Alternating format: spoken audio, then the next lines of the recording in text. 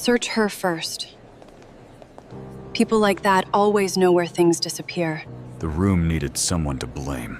You may search my pockets, but you will not find what you are hiding. Her pockets held nothing but an ordinary life. Luxury has a way of confusing people who were never meant to touch it. Nolan watched like power had already won. Cooperate quietly, and perhaps this does not become worse for you. Then Julian stepped closer. Please do not make this worse. Clara saw the cruelty clearly. A coatroom attendant with art notes. How touching. The search reached into Elena's private life. Some people mistake obsession for intelligence. They laughed because they did not understand. You should have listened to him. Then the photograph brought back an old wound. For 1 second, Nolan's mask slipped.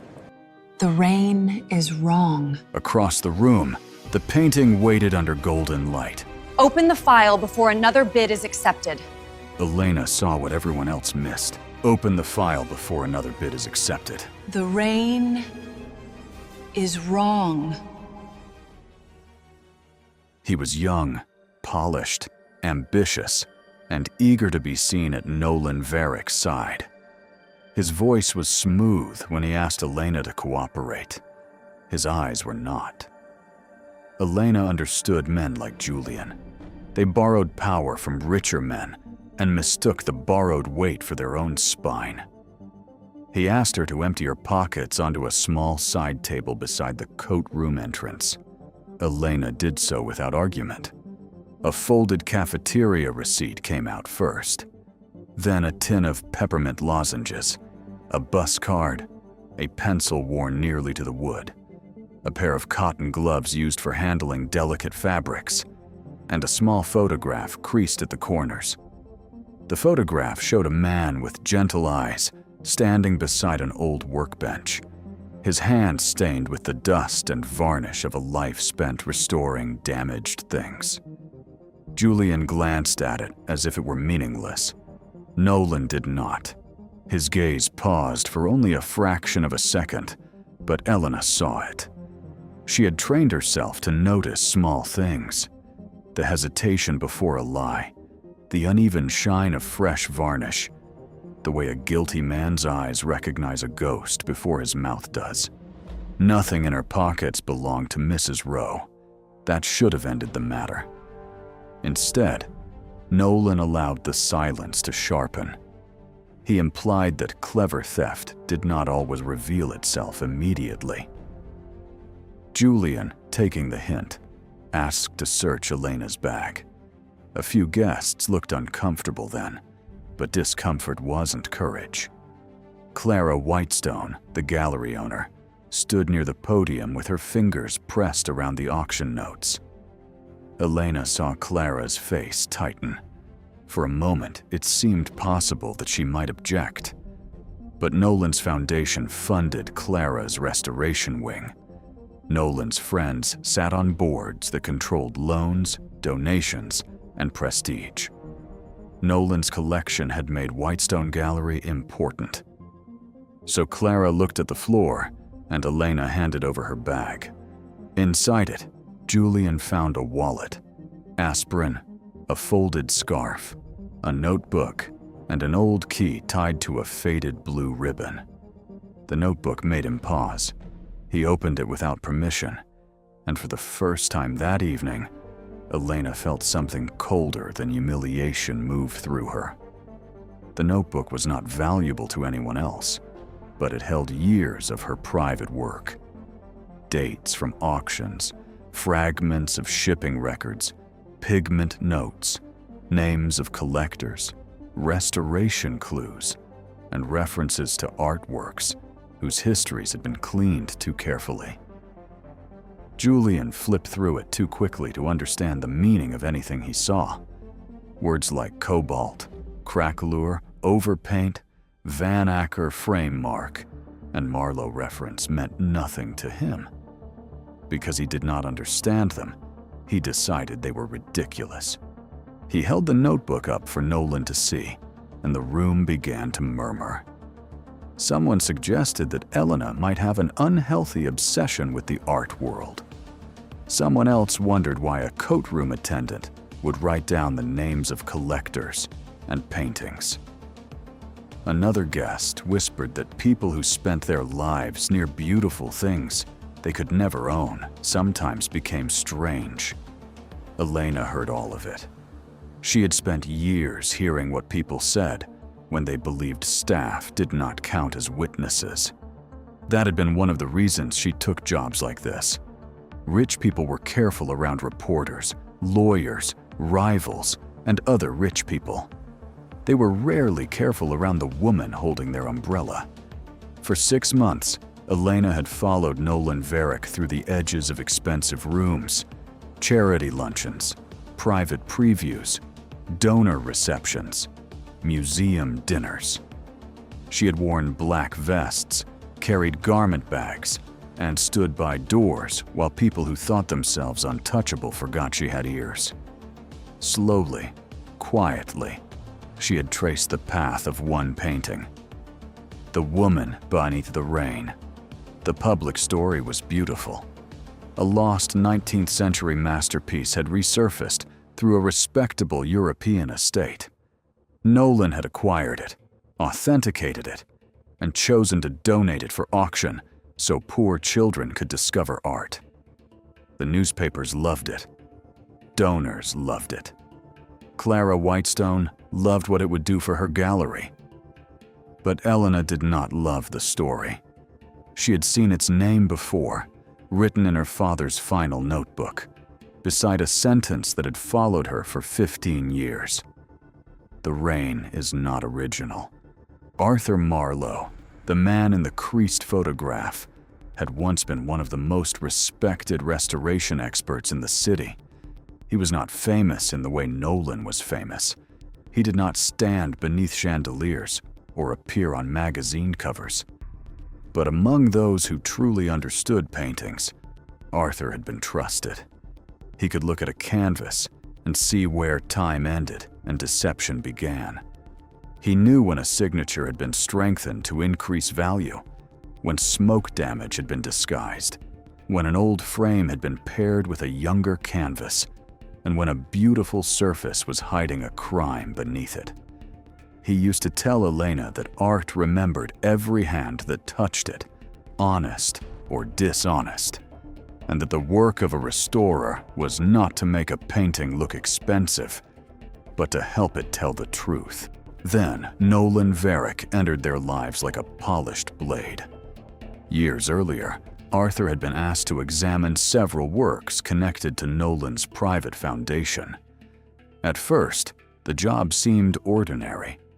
Then he found records that did not match, restoration marks tied to missing artworks, and signs that one damaged painting fragment had been altered to create a false masterpiece. At the center of those notes was the name, The Woman Beneath the Rain. Arthur tried to report what he found. He believed committees would care. He believed museums would protect truth over donors. He believed expertise mattered more than money. He was wrong.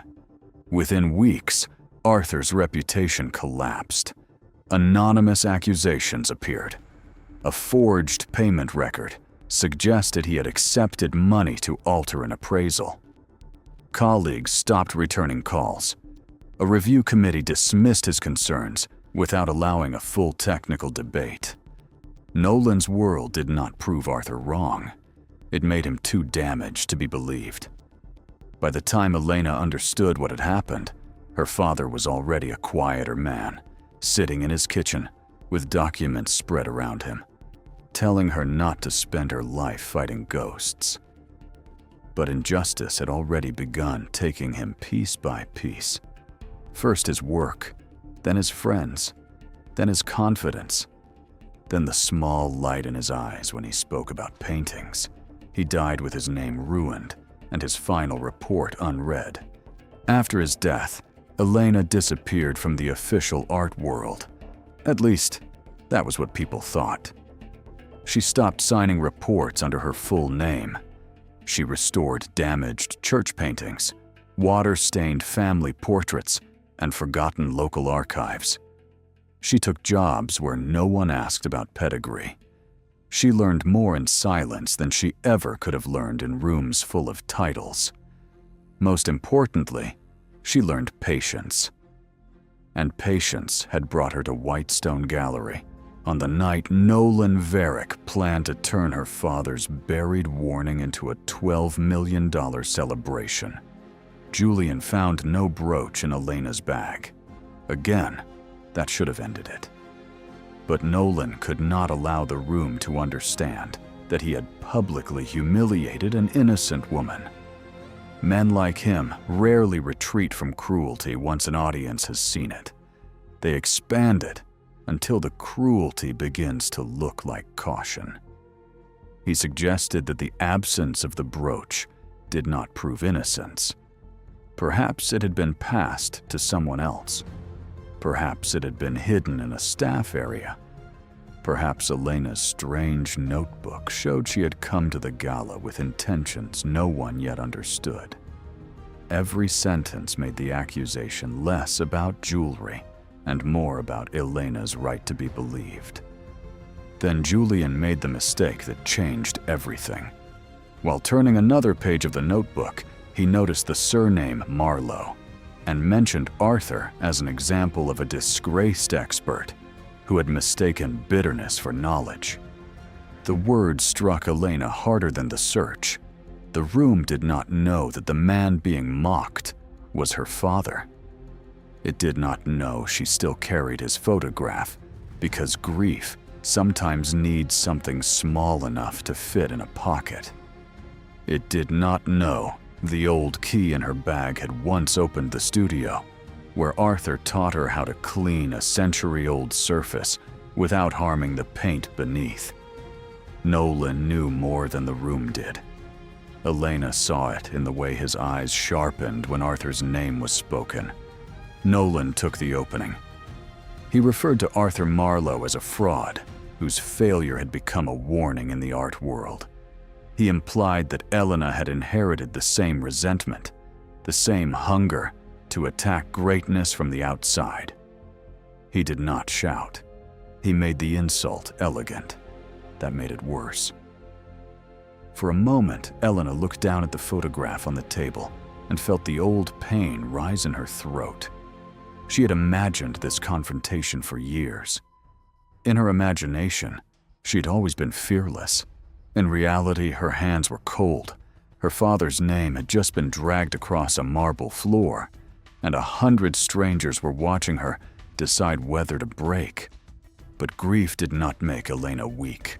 It made her accurate. She lifted her eyes, not to Nolan, but to the painting under the warm lights. From across the room, the woman beneath the rain looked luminous and sad. The figure turned away as blue rain fell over a narrow street behind her. The catalog described the rain as the soul of the painting, the emotional feature that proved the artist's late style. Elena saw something else. The rain had the wrong depth. Under the gallery lighting, the blue reflected with a synthetic density that did not belong to the period being claimed. Near the lower left edge, a faint vertical scar in the varnish interrupted the surface. The frame's inner groove carried a rhythm she had seen in Arthur's notes. To the guests, it was a masterpiece. To Elena, it was a lie wearing mourning clothes. The auction was about to begin again. Julian returned Elena's belongings without apology and stepped behind the podium, eager to guide the room back to money. He spoke of generosity, heritage, and the sacred duty of preserving beauty for the next generation. He reminded everyone that Nolan's donation would bring art education to children who might otherwise never enter a museum. The guests relaxed because charity gave them permission to move past Elena's humiliation. It is easy to forgive cruelty when the victim is someone else, and the next sentence is about helping children. The opening bid was announced, and millions entered the air as casually as weather. Paddles rose, heads turned. Nolan stood near the stage, receiving admiration without appearing to ask for it. Clara smiled for the cameras, though her eyes kept drifting toward Elena. Mrs. Rowe, whose brooch was still missing, watched the room with growing discomfort. And near a marble column, Marcus Hale, an investigative journalist who had been quietly tracking Nolan's disputed art dealings for months, began paying closer attention to the Coatroom woman who looked at the painting like a doctor recognizing a hidden wound. The bid climbed higher. Elena listened, but her mind was with her father's final notebook. The rain is not original. For years, she had not fully understood what he meant. Now, beneath the warm lights, she understood too well. The original stolen fragment had likely contained the woman, the street, and part of the background. The rain had been added later to change the mood, hide the seams, deepen the blue, and transform a damaged fragment into a romantic, lost masterpiece. A stolen wound had been dressed as charity, and if Nolan succeeded tonight, the painting would disappear into another private collection before anyone could test the truth. Then Elena noticed the smell. It was faint beneath perfume, candle wax, champagne, and flowers, but to her it cut through the room clearly. Fresh varnish, not the mellow scent of old conservation, but something newer, sharper, hurried. The painting had been touched recently. Very recently. That meant the lie was not only old, it was still being maintained. Elena stepped away from the coat room. She did not stride dramatically into the center of the room. She did not raise her voice. She simply moved a few feet closer to the auction stage, enough for Julian to notice, enough for Nolan's hand to tighten around his cane. Then she asked Clara Whitestone whether the gallery's authentication team had performed pigment analysis on the blue used in the painted rain. The question landed strangely at first, because most of the room did not understand its danger. Julian tried to laugh it away. Nolan's expression tightened. Clara blinked, as if a staff member had suddenly spoken, a language reserved for experts. Elena continued calmly. She explained that the blue in the rain appeared inconsistent with the date listed in the catalog, and that the crack pattern near the lower edge did not continue naturally beneath the newer varnish. She did not accuse anyone of fraud. She simply described what the painting was showing. The room went quiet again, but this silence was different from the first. The first had belonged to accusation. This one belonged to doubt. Nolan moved quickly to crush it. He dismissed Elena's observation as the desperate performance of an embarrassed employee trying to recover pride after being suspected of theft. He reminded the room that respected experts had reviewed the work and suggested that a woman hired to manage coats was not qualified to challenge them. It was a familiar kind of insult, and for a moment it worked. Some guests nodded because it restored the world to a shape they understood. Experts belonged on stages. Staff belonged near doors. Elena did not argue with his contempt. She only looked again at the painting and named another detail. The rain layer sat above an older surface rather than within the original composition, and the frame showed signs of removal and reassembly inconsistent with the clean ownership story in the catalog. The guests did not understand every technical word, but they understood Nolan's face. For the first time that evening, his confidence had to work. Mrs. Rowe leaned forward. Marcus slipped a recorder on inside his jacket. Clara looked toward Julian for reassurance, and Julian gave none. That was when Elena asked Clara to open the provenance folder before the next bid was accepted. She said it plainly, without drama, but the request froze the room. The folder sat beside the podium, sealed with Whitestone's crest, meant to be admired rather than examined. It represented certainty. It represented authority. It represented the comfort of believing that expensive things came with clean stories. Nolan objected before Clara could answer. Julian called the request inappropriate, but Elena remained still and explained that if a material concern had been raised about authorship and provenance, continuing the auction without review could expose the gallery to serious liability. Liability changed what dignity had not. A murmur moved through the donors. One bidder lowered his paddle. Clara's hand hovered near the folder. Nolan looked at Elena with a hatred so polished that only someone who had been watching him closely would recognize it. A few minutes earlier, she had been the accused woman at the Coatroom. Now she had forced the most powerful man in the room to fear a sealed stack of paper. And for the first time that evening, the fear in Whitestone Gallery no longer belonged to Elena. The silence around the provenance folder did not feel like curiosity. It felt like a door no one wanted opened. Clara Whitestone stood behind the podium with her hand hovering near the sealed ribbon, caught between the man who had funded her gallery's rise and the woman he had tried to crush in public. A few minutes earlier, Clara had been able to hide behind uncertainty.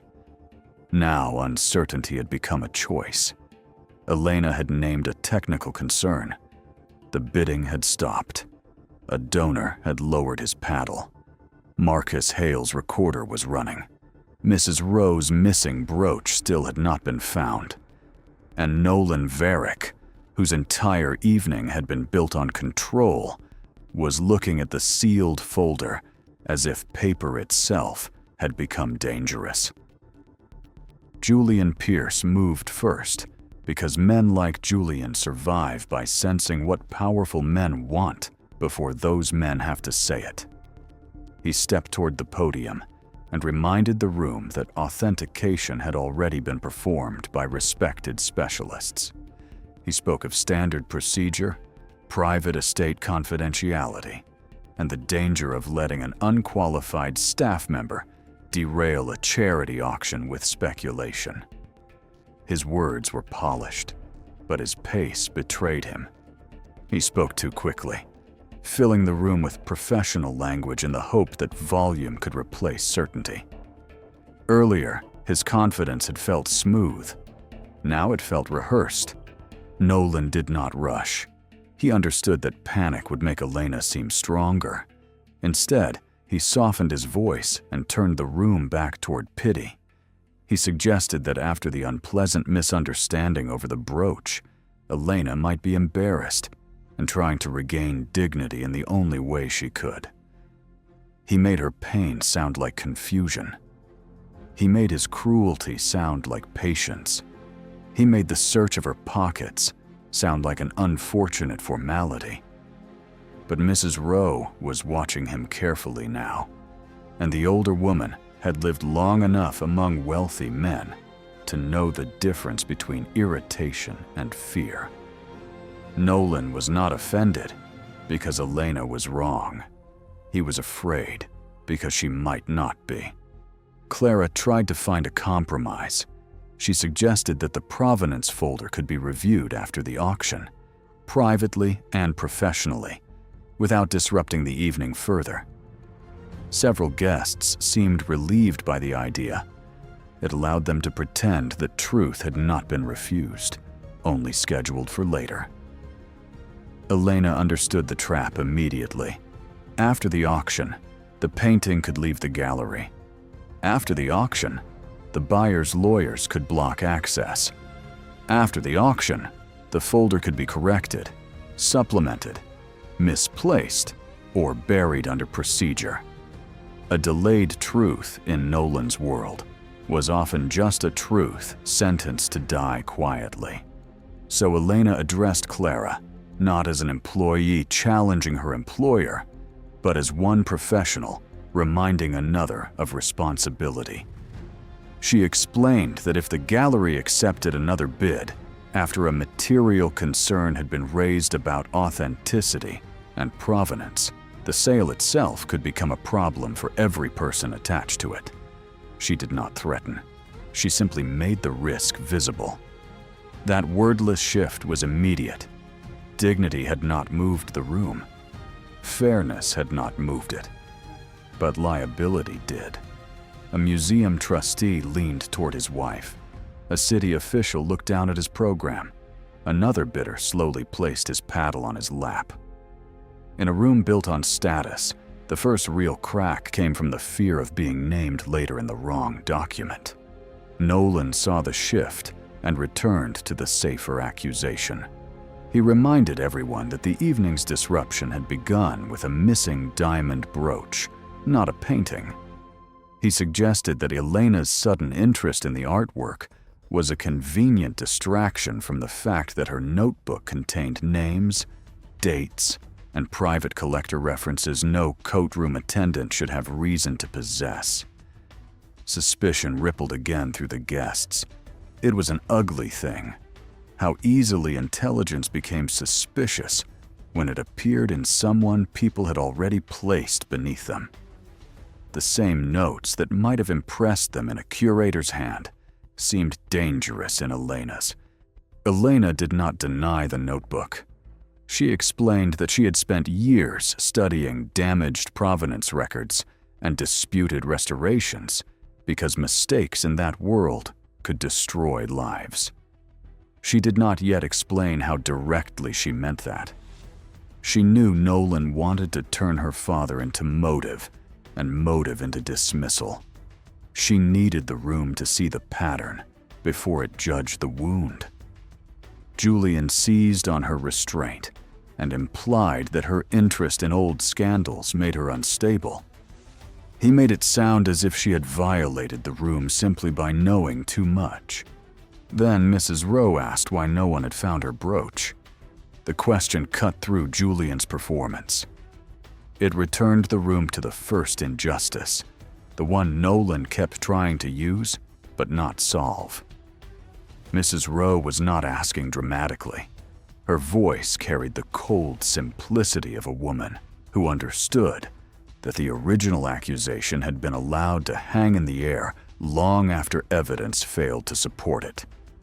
Julian assured her that security was looking into it. Mrs. Rowe asked whether security was looking into everyone, or only the employees. No one answered quickly. No one needed to. The entire room already knew. No donor had been asked to empty a pocket. No trustee's handbag had been searched. No man near the auction office had been questioned. Suspicion had gone straight to the woman in the black vest, because that was where the room found it easiest to place discomfort. Elena watched Mrs. Rowe and felt a strange, painful gratitude. For years, she had not longed for rescue so much as witness. She had wanted, just once, for someone in a powerful room to ask the obvious question before the powerless person was broken by silence. Mrs. Rowe had not become sentimental. She had become inconvenient. And in that room, inconvenience was a form of courage. Elena then asked who had handled the locked section of the coat room after Mrs. Rowe's cloak was placed inside. Julian stiffened and insisted that staff logistics were irrelevant to the painting. The answer came too quickly. Marcus noticed. Clara noticed. Even Nolan seemed to register that Julian had stepped too hard on the floorboard. Clara finally asked him to answer. It was late, and it did not erase her earlier silence, but courage often arrives late. Sometimes late is still enough to change the direction of a room. Julian admitted that only he and the head attendant had access after check-in. From the back of the room, Maribel, the head attendant, stepped forward with the reluctance of someone who knew speaking could cost her work. She had been at Whitestone for 9 years. She knew where to stand, when to lower her eyes, and how quickly blame could destroy a staff member's life. But when Julian's answer allowed suspicion to drift toward her, she found enough courage to state that Julian had taken the key from her shortly before the brooch was reported missing. He had claimed there was a storage issue near the private cloak section. Julian turned toward her, with a look meant to send her back into silence. Maribel almost obeyed. Then Elena looked at her, not pleading, not commanding, simply recognizing the fear. Maribel stayed where she was. Now there were two women in the room who had refused to disappear. Clara ordered security to review the corridor footage. Julian objected before Nolan could stop him. He claimed the Coatroom cameras had been temporarily disabled because of a technical issue earlier that evening. Clara's surprise was too genuine to fake. She had not known. That did not make her innocent of cowardice, but it did show that someone had been controlling the night around her. Elena felt the pieces begin to lock together. Disabled cameras, a missing brooch, a stolen key, a rushed auction, a sealed folder. Fresh varnish. Arthur's name spoken with too much recognition. The gala was no longer a celebration. It was a machine, and the cover had just slipped off its gears. Mrs. Rode then revealed the detail no one expected. After losing jewelry at a previous event and watching another institution protect reputations more fiercely than truth, she had begun placing a tiny tracking tag inside the backing of important pieces whenever she wore them to crowded galas. The habit had once seemed paranoid. That night, it became justice with a battery. She opened the tracking app on her phone. For a moment, her expression showed confusion. Then the confusion hardened. The brooch had not been near Elena's bag. It had not been in the staff lockers. It had remained near the private coat section, then moved toward the auction office, then stopped near a service alcove behind the stage. Security searched the area while the room waited in a silence so complete that even the musicians did not pretend to play. Julian tried to intercept them, claiming that auction materials needed to be protected. Clara, now pale but no longer passive, ordered the search to continue. A minute later, the head of security returned carrying a black garment bag used by auction staff. Inside it, wrapped in a napkin from the gallery bar, was Mrs. Rowe's diamond brooch. It had not been found with Elena. It had not been found with Maribel. It had been found in an area connected to Julian's work, exactly where the tracker placed it. The accusation that had opened Elena's humiliation collapsed in front of everyone. Julian began explaining too quickly. He suggested confusion, mishandling, an attempt to secure the item, perhaps a staff mistake he was trying to correct discreetly. The more he spoke, the worse it sounded. Lies under pressure have a frantic rhythm, and now the room could hear it clearly. Nolan did not look at Julian. That was Julian's first punishment. The man he had tried to please withdrew his protection without saying a word. Nolan allowed him to stand alone because powerful men rarely go down holding the hands of their helpers. But Elena knew that if the room stopped at Julian, Nolan could survive. He could express disappointment, call it an employee's misconduct, delay the sale, donate more money, and later sell the painting under a cleaner spotlight. The brooch was not the crime. It was the tool that had been used to remove her before she could reach the truth. So Elena connected the timeline for the room. The key had been taken. The cameras had gone down. She had been accused before the provenance folder could be questioned. Nolan had tried to send her away with pay. Julian had pushed suspicion towards staff lockers, just as the painting's authenticity became a concern. She did not need to accuse Nolan directly yet. The order of events did the work. The room understood that the stolen brooch had been less about Mrs. Rowe's jewelry than about silencing Elena. Clara opened the provenance folder.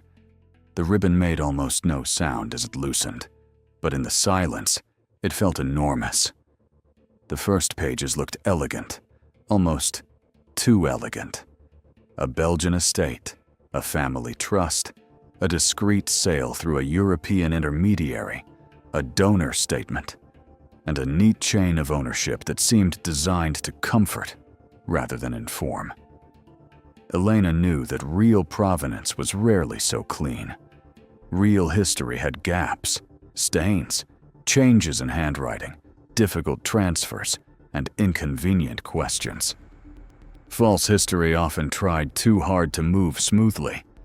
Elena asked whether the folder contained original customs documentation or only certified copies. Julian, now weakened, said little.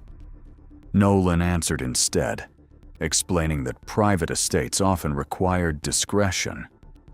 Elena asked whether there were photographs of the painting before restoration.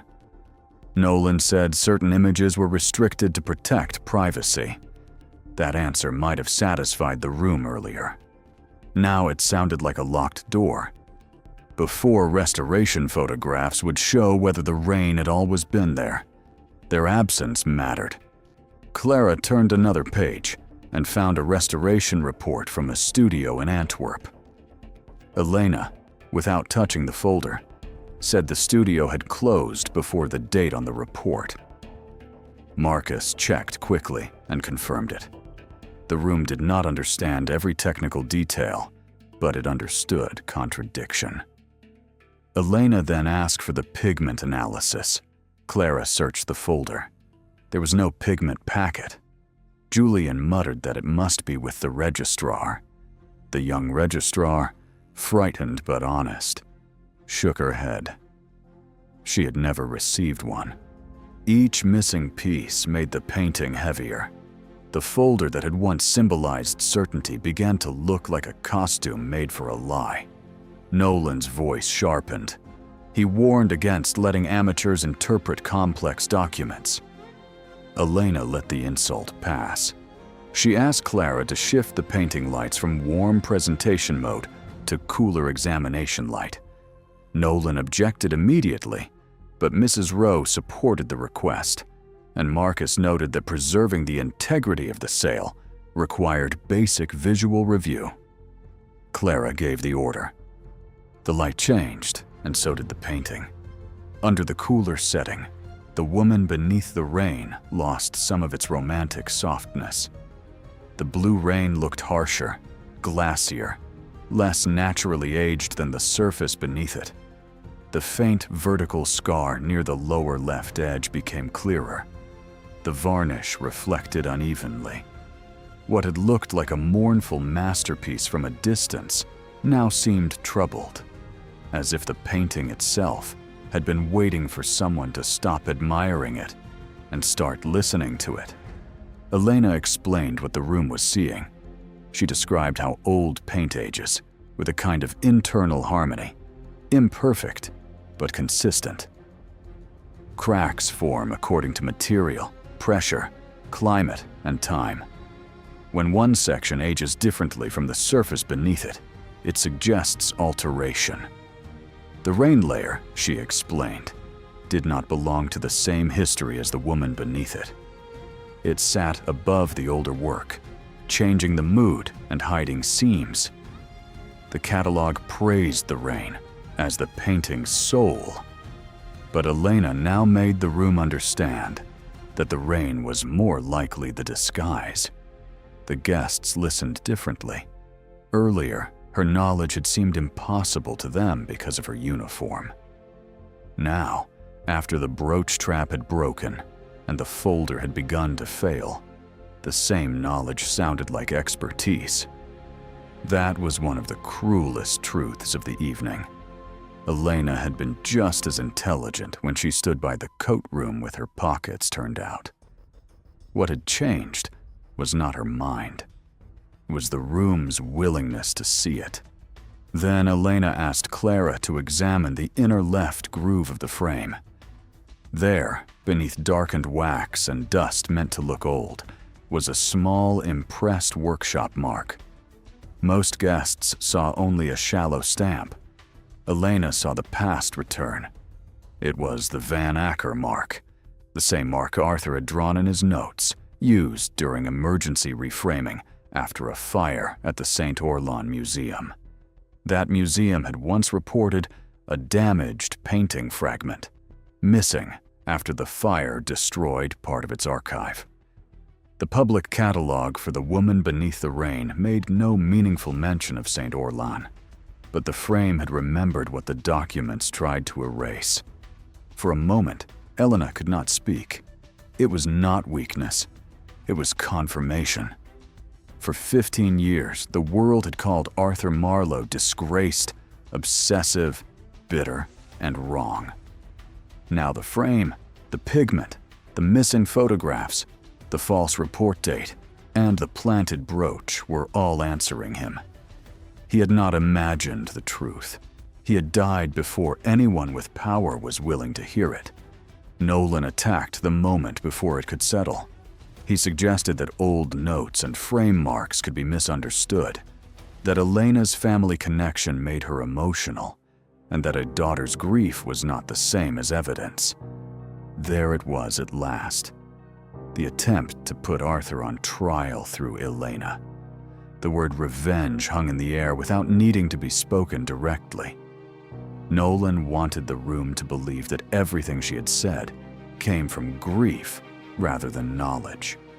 Elena had known this would come. She looked at Clara, at Mrs. Rowe, at Marcus, at Maribel, and then at Nolan. She did not deny her father. She did not hide him.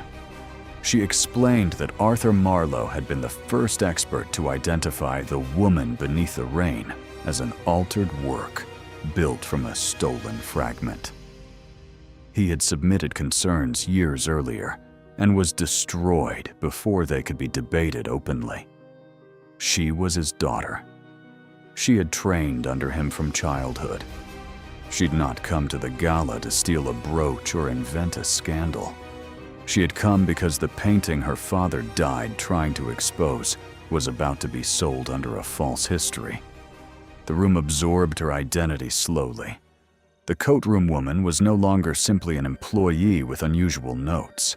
She was the daughter of the man Nolan had mocked, the last living witness to a report buried before it could be heard. Julian looked sick. Clara looked ashamed. Mrs. Rowe's face softened with grief and respect. Marcus moved closer, not to take over the moment, but to make sure it would not vanish. Nolan called Arthur Marlowe a failed man again, but the insult no longer had the same power. Too much had changed. The brooch had been found away from Elena. The folder had holes. The frame matched Arthur's notes. The painting's surface betrayed alteration. Still, Nolan clung to the one thing he had always trusted: the ability to bury evidence behind institutions. He claimed that Arthur's report had never been accepted by any credible body, and therefore could not be used to damage a charitable sale. Elena knew he would say that. Her father's report had not been accepted because accepting it would have forced powerful people to act. But Arthur had not died with only memory behind him. He had left one final trail of proof. Elena had not carried it in her bag because she had known Nolan's people might search her. She had not hidden it in the notebook Julian mocked because she had known the notebook might be taken. The last evidence had been placed where Nolan would never imagine looking for truth from a woman in a black vest. It was not in Elena's pocket. It was not in the gallery's folder. It was not even on the painting. It was inside Nolan Varick's own archive. The words landed with a force that made even Nolan Varick stop breathing for a moment. His own archive, not Elena's notebook, not her father's hidden memories. Not some private theory carried for years by a grieving daughter. His archive. The collection of records he had donated to Whitestone Gallery as proof of his generosity, his legacy, and his lifelong devotion to preserving art.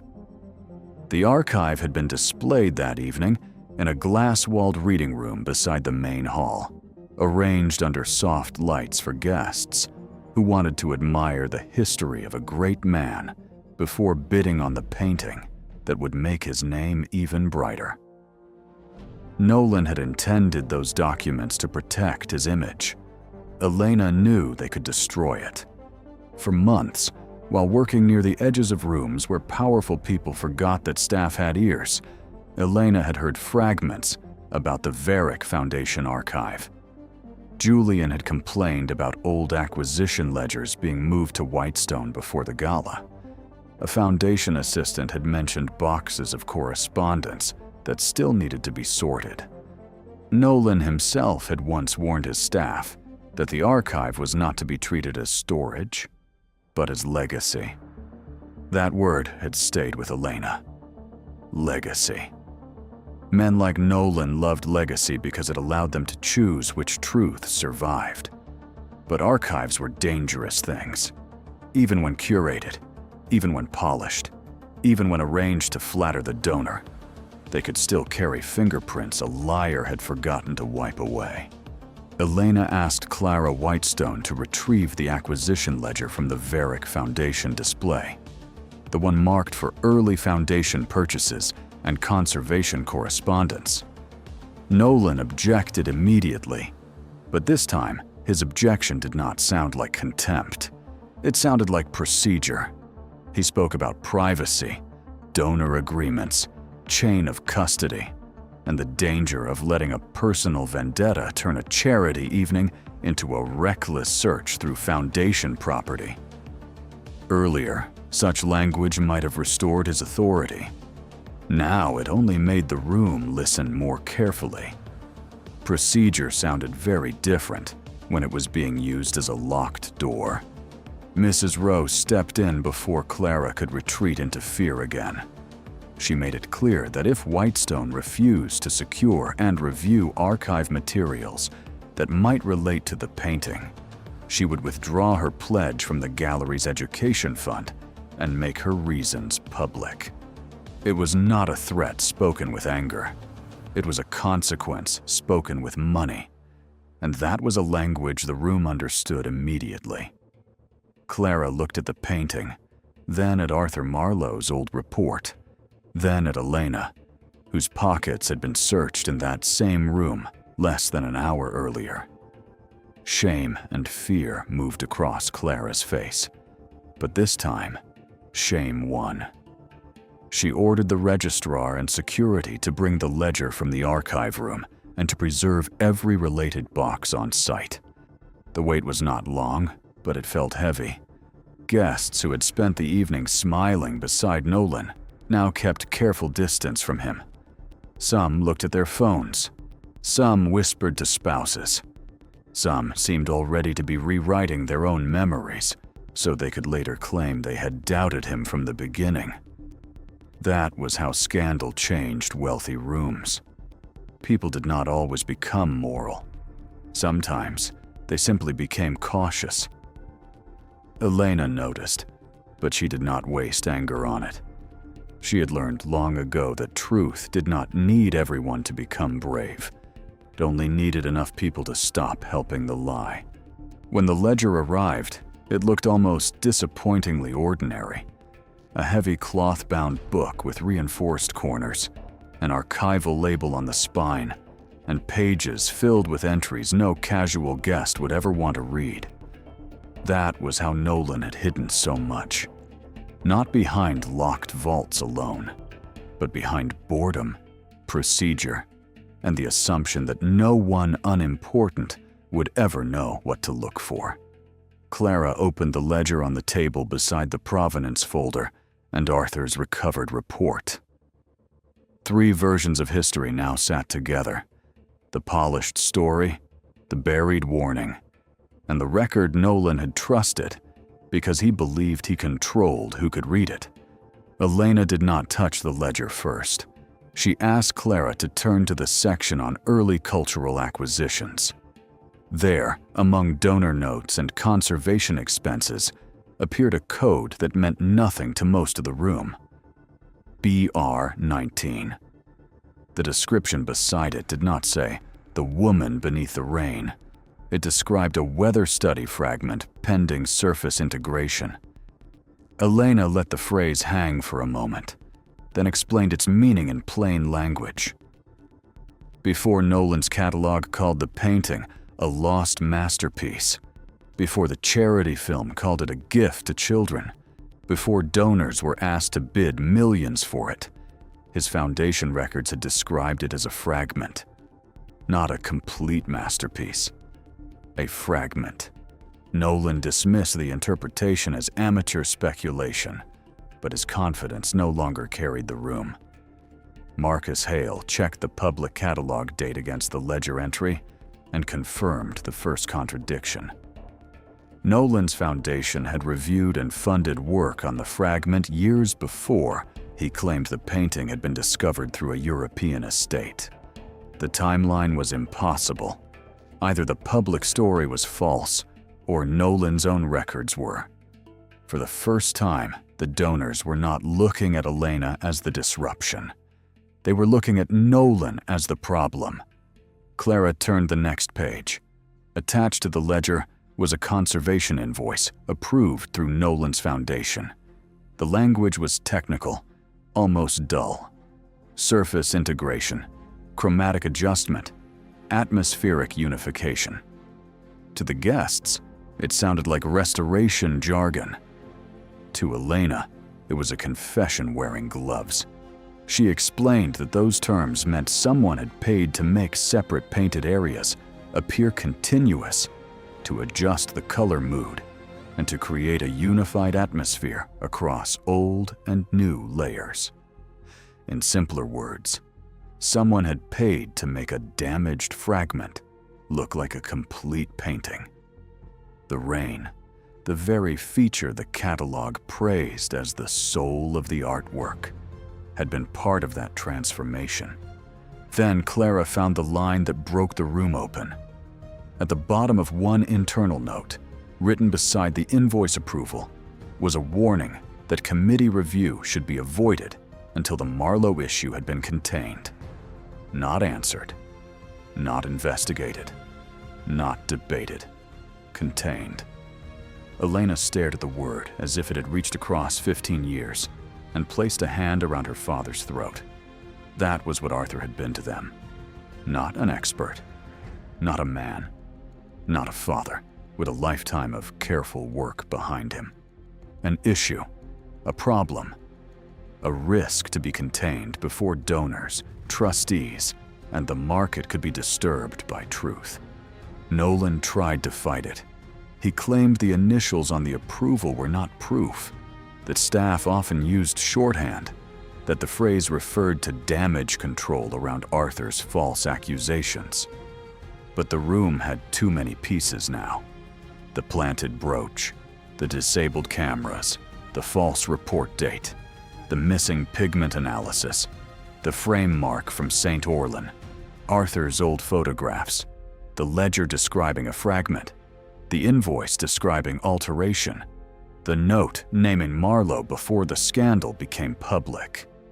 Nolan could still speak, but his words no longer built walls. They only revealed how badly the walls were cracking. Then Julian Pierce, standing near security with the face of a man who had finally understood he would be sacrificed, broke. He was not heroic. He was not suddenly noble. He was frightened. But frightened men sometimes become useful when the person they served decides to abandon them. Julian admitted that he had been told to keep Elena away from the painting if she appeared at the gala. Her surname had been flagged days earlier. Nolan's team knew Arthur Marlowe's daughter might try to reach the auction. The missing brooch had not been a random misunderstanding. It had been a tool. Julian had planted it near the auction office and tried to push suspicion toward Elena so she could be removed before provenance became a public issue. A sound moved through the room, not quite a gasp, not quite a murmur, but something heavier. The guests finally understood the full cruelty of what they had witnessed. Elena had not merely been suspected because she was poor. Nolan had counted on that suspicion. He had trusted the room to believe the worst of her quickly enough for his plan to work. He had weaponized every prejudice in the room and dressed it as security. Elena closed her eyes for one brief moment. The confession hurt more than she expected. She had known Nolan was capable of cruelty. She had known Julian was involved. But hearing that her humiliation had been planned, that her father's name had been recognized before the accusation, that the search of her pockets had been staged not only to shame her, but to erase her credibility, made the room feel suddenly colder. When she opened her eyes, she did not look broken. She looked done being patient. Clara formally canceled the auction, not postponed, not paused, canceled. The painting would be secured for independent review. The provenance folder, Nolan's ledger, Arthur's report, the conservation invoice, Julian's statement, and Mrs. Rowe's tracking evidence would be preserved. Authorities would be contacted. No archive materials connected to the painting would leave Whitestone Gallery. Nolan stared at Clara as if she had forgotten who had paid for her rise. Perhaps she had remembered too late. But too late was still better than never. That was when Nolan began losing the thing he loved most. Not money, not even the painting, but the room. Donors stepped back. A trustee quietly removed Nolan's foundation pin from her lapel. The city official who had praised him earlier moved toward the exit while speaking into his phone. A bidder who had nearly spent millions on the woman beneath the rain asked for his name to be removed from all auction photographs. The charity director, pale with shock, looked at the emotional video screen still showing children painting with bright colors, and finally understood that their faces had been used as decoration for a fraud. Poetic justice did not arrive as thunder. It arrived as subtraction. Nolan lost the auction first. Then he lost Julian's silence. Then he lost the protection of the folder.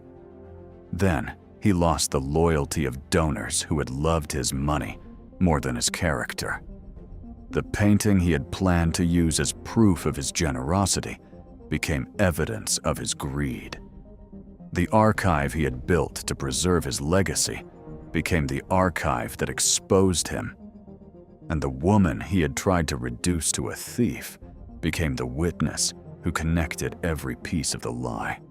Security recorded Nolan's attempted departure before authorities arrived.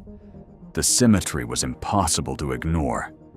The same man who had ordered Elena searched in front of the room now had to stand under the chandelier, while his own documents, movements, and staff communications were logged as evidence. Elena did not celebrate his humiliation. She understood the difference between revenge and consequence. Revenge would have wanted him to suffer because she had suffered. Consequence demanded that he lose the power to keep doing harm. Clara approached Elena before the investigators took their first formal statements. Her apology came quietly at first, then publicly, because Elena deserved both. Clara admitted that Whitestone had failed her, failed its staff, and failed the truth by allowing Nolan's money to matter more than what was right. Elena accepted the words, but she did not let them become a curtain. She asked for written exoneration for every staff member touched by the false accusation. She asked that Maribel's statement be protected. She asked that Arthur Marlowe's report be submitted as professional evidence, not as the emotional claim of a grieving family. And she asked that the painting, if confirmed stolen, be returned to the public collection it came from. Mrs. Rowe supported every request. Marcus recorded them. Clara agreed. Around Elena, the staff of Whitestone stood in a loose, quiet line, not cheering, not performing, simply present. That presence mattered. Arthur had faced a room like this alone and been buried by silence. Elena had nearly faced the same fate, but this time, enough people had refused to disappear. The months that followed were not simple, but they were clear. Independent conservators confirmed what Elena had seen beneath the gallery lights. The blue rain contained modern material inconsistent with the claimed period. The crack patterns showed overpainting. The frame mark linked the work to emergency handling after the St. Orlan Museum fire. The provenance folder contained false dates, missing records, and a restoration studio that had not been operating when the report claimed. The Varick ledger proved the Foundation knew of the fragment long before the public story said the painting had surfaced. Arthur Marlowe's report, once dismissed as bitterness, became one of the central documents in the investigation. Nolan's public empire did not collapse in a single day, because wealth rarely falls that honestly. But it began to rot in the open. Museums suspended partnerships with his foundation. Donors demanded audits. Tax authorities reviewed art valuations connected to his charitable gifts. His board seats disappeared one by one. The education fund he had used as moral decoration was placed under independent supervision. Julian lost his auction license and became known not as the rising young director he had dreamed of being, but as the man who planted a brooch to protect a fraudulent sale. Clara Whitestone kept her gallery, but only after resignations, public apologies, and a new policy requiring equal treatment of staff and guests during security incidents. None of it erased what had happened. But for once, the consequences climbed upward. The most important correction came in a modest hearing room months later, far from chandeliers and champagne. Arthur Marlowe's name was formally restored in the professional record. The accusations that had ruined him were acknowledged as unsupported. His original concerns about the painting were recognized as credible and materially accurate. No ruling could return the years stolen from him. No apology could bring back the man who had sat alone at his kitchen table while the world called him a fraud. But records matter. The lie had been written down. Now the correction was written down too. Elena attended the hearing with Arthur's old key in her pocket. When his name was cleared, she did not cry in the way she had expected. The grief was too old for that, too deeply woven into her life. Instead, she felt a quiet loosening, as if a door inside her had been locked for 15 years and had finally opened without noise. Her father had not been resurrected. Justice is not magic, but his truth had survived him, and that mattered. The painting was eventually identified not as a lost masterpiece, but as an altered stolen fragment from the St. Orlan collection. Its false title, The Woman Beneath the Rain, was retired from the official record. The added rain wasn't celebrated anymore. It was documented as evidence of deception. Before the work was returned to public custody, Elena was allowed to see it one last time in a conservation room under honest light. Without the auction stage, without Nolan's speech, without the glow of money around it, the painting looked smaller and sadder. But it also looked freer. The woman beneath the false rain no longer seemed like a luxury object. She seemed like something wounded that had finally been found. With the settlement Whitestone paid and Mrs. Rowe's support, Elena created the Arthur Marlowe Restoration Fellowship. It was not designed for the already connected or the beautifully credentialed. It was for young people who had learned patience in repair shops, community archives, church basements, family businesses, and places where damaged things were saved because they mattered, not because they were expensive. Elena taught them what Arthur had taught her, that restoration is not the art of making damage disappear.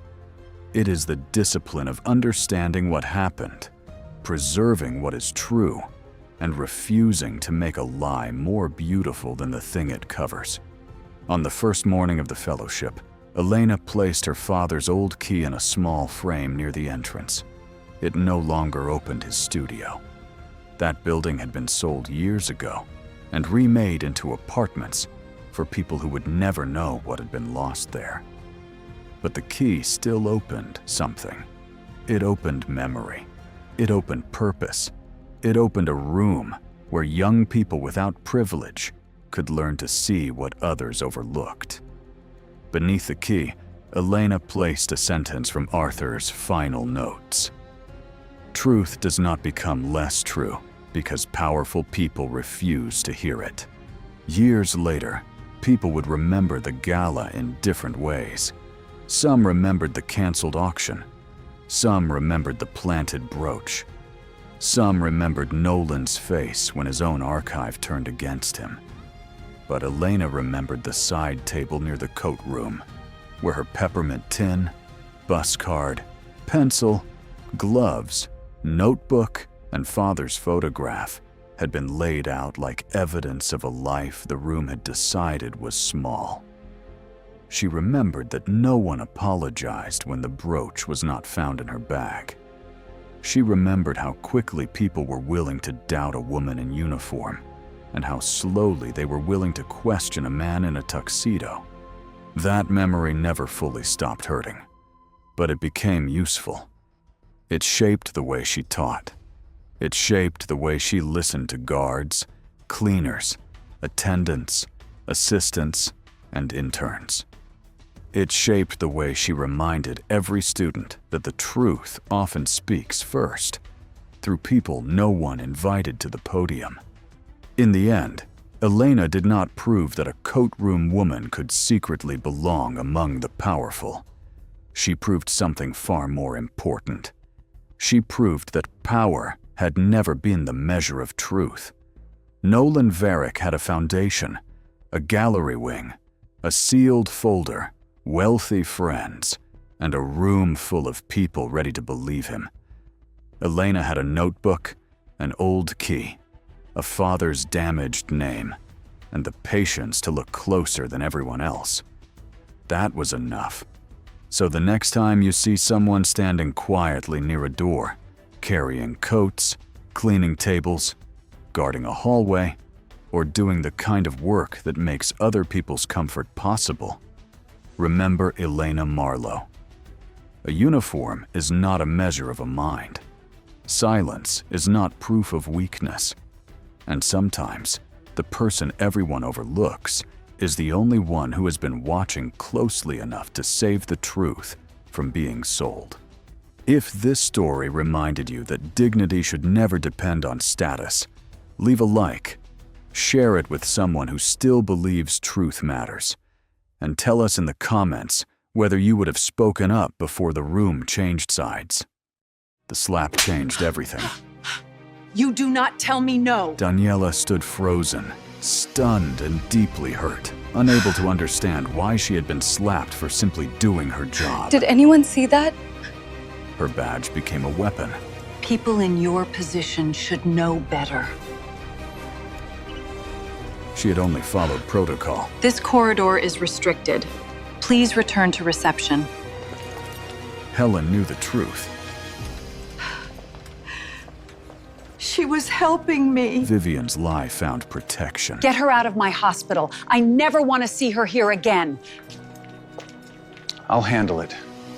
No one asked why. You took my badge, but you never asked if I was hurt. Silence followed her out. I am sorry. Then she called Samuel. Samuel, they took my badge. They threw me out. But it had begun earlier. Earlier that day, a chain reaction collision on the interstate had brought more than 20 injured people through the hospital doors in less than an hour. The trauma bays filled first, then the recovery rooms, then every space that could safely hold a patient with monitoring equipment. Nurses were called from outpatient services, surgical recovery, and specialty clinics. Doctors who had expected routine consultations found themselves treating internal bleeding, fractured ribs, head injuries, and terrified children separated from their parents. The hospital was not merely busy, it was stretched to its edge. In the middle of that crisis, Vivian Hollis arrived for a procedure that was never meant to be urgent. Vivian was 61 years old, immaculately dressed, sharply composed, and accustomed to entering rooms as though they had been built for her. Her family name appeared on plaques throughout the city. The Hollis Foundation had funded scholarship programs, museum exhibits, political campaigns, and hospital projects. 3 years earlier, the foundation had pledged several $1 million to St. Alden for a pediatric expansion that had not yet been completed. To most people in the hospital, Vivian was not just a donor. She was a force. The staff knew that her complaints reached the executive offices faster than emergency calls reached certain departments. They knew she had private contact numbers for members of the board. They knew that when Vivian Hollis was unhappy, someone usually found a way to make the problem disappear. That afternoon, the problem was supposed to be Daniela. Vivian had been scheduled for a minor cosmetic dermatology procedure in the outpatient wing. It was not dangerous. It was not time-sensitive. It could have been performed another day without any risk to her health. But the procedure required a small recovery area, nursing support, and a team that had suddenly been reassigned to patients coming out of emergency surgery. Daniela had been asked to help coordinate the delays. She approached Vivian with the same professionalism she gave every patient. She explained that the hospital was responding to a mass casualty event and that several staff members needed for Vivian's appointment had been pulled into critical care. She assured her that the procedure would be rescheduled quickly and that the medical team would contact her personally once the crisis had stabilized. It should have been a simple explanation. Instead, Vivian stared at Daniela as though she had been personally insulted. At first, Vivian spoke in the controlled, polished tone of someone who wanted to make sure everyone nearby understood that she believed herself to be above the inconvenience. She questioned why a hospital that had accepted millions from her family could not find one nurse and one room for a procedure that had been scheduled weeks earlier. Daniela explained again that patients with life-threatening injuries were being prioritized. That was when Vivian's expression changed. Her words became colder. Her patience became theatrical. She made comments about Daniela's manner, her accent, and the idea that someone in Daniela's position had the authority to tell her no. She did not need to shout at first. Her contempt was sharper when delivered quietly. Daniela had dealt with angry families before. She had been blamed for wait times she could not control, for outcomes she could not change, and for rules she did not create. She understood that fear often made people cruel, but Vivian was not afraid. Vivian was offended. There was a difference. Daniela stayed calm. She did not argue. She did not raise her voice. She simply repeated the truth that mattered most. The hospital had limited resources at that moment, and those resources had to go to the patients whose lives depended on them. Vivian seemed almost stunned that the answer did not change. To her, money had always changed answers.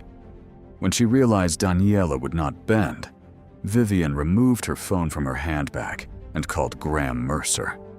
Graham was the chief operating officer of St. Alden Regional. He had spent years building a reputation as a polished administrator who could calm donors, impress board members, and make difficult situations look manageable. He was known for speaking about integrity in public meetings and efficiency in private ones. But inside the hospital, people had learned that his definition of efficiency often depended on who was upset and how much influence that person had. He answered Vivian's call almost immediately. Daniela could hear only fragments of the conversation from where she stood, but she did not need to hear every word to understand what was happening. Vivian's tone was carefully wounded. She described herself as being mistreated. She framed Daniela's refusal to ignore triage rules as disrespect. She suggested that the hospital had forgotten who helped keep its doors open. Within minutes, Graham arrived in person. He did not ask what had happened in the emergency department. He did not ask how many trauma patients had arrived. He did not ask why Daniela had made the decision she did. He looked first at Vivian, then at Daniela, and it became clear that he had already chosen whose version of the story mattered. Graham took Daniela aside and told her that she would be moved temporarily to the 3rd floor. The explanation sounded harmless on the surface. He said the situation had become tense and that it would be better for everyone if Daniela worked somewhere else for the remainder of the shift. But Daniela understood exactly what it was. It was punishment disguised as conflict management. She had followed the hospital's policies. She had protected emergency patients. She had spoken respectfully. Yet Graham was moving her because Vivian Hollis had complained. Daniela considered protesting. She considered asking him to put the order in writing. But a call came through about an elderly patient upstairs who needed assistance, and the emergency department remained overwhelmed. In that moment, she made the choice she always made when things were difficult. She put the patients first. She accepted the transfer and went upstairs. For the next 40 minutes, Daniela worked in the 3rd floor observation unit, helping nurses manage overflow from the emergency department. The patients there were not all critically injured, but many needed monitoring after surgery, after falls, or after sudden medical episodes that could become serious without warning. One of them was Helen Ward. Mrs. Ward was 78 years old and had come to St. Alden after becoming dizzy at home. Her daughter was stuck in traffic after the interstate accident, and Helen had been alone for most of the afternoon. She was frightened, but trying not to show it. Daniela noticed the way the woman kept watching the hallway each time footsteps passed, hoping someone familiar would appear. Daniela took a few extra minutes to explain what the doctors were monitoring. She adjusted the blanket around Helen's shoulders, made sure her call button was within reach, and promised that someone would keep her informed. To Daniela, it was a small act of care. To Helen, was the only moment that day when she felt like more than a chart number. That kindness would matter later. At the time, Daniela had no way of knowing that Vivian Hollis was moving through the same floor, angry that she had not been given the private route and private attention she believed she deserved. Vivian had been offered a quiet waiting area near the outpatient department while her procedure was formally postponed. But waiting was not something she accepted easily. She had left that area on her own, determined to find someone who would make the hospital's inconvenience disappear. A volunteer had told her that a private exit on the 3rd floor could lead more directly to the parking structure. The volunteer did not know that the route required going through a staff-only corridor. Vivian either did not hear the warning or did not care. When she stepped into the restricted hallway, she saw Daniela near Helen Ward's room. To a reasonable person, it would have looked like coincidence. To Vivian, it became proof of a story she had already invented. She saw the nurse who had refused her. She saw the same steady expression that had made her feel powerless downstairs. And in that moment, Vivian decided that Daniela's presence could not possibly be part of her work. It had to be defiance. Daniela noticed Vivian before Vivian spoke. She recognized the sound of expensive heels against the polished hospital floor. She turned and saw the woman standing near the restricted access sign, her face tense with anger. Daniela did not accuse her. She did not make a scene.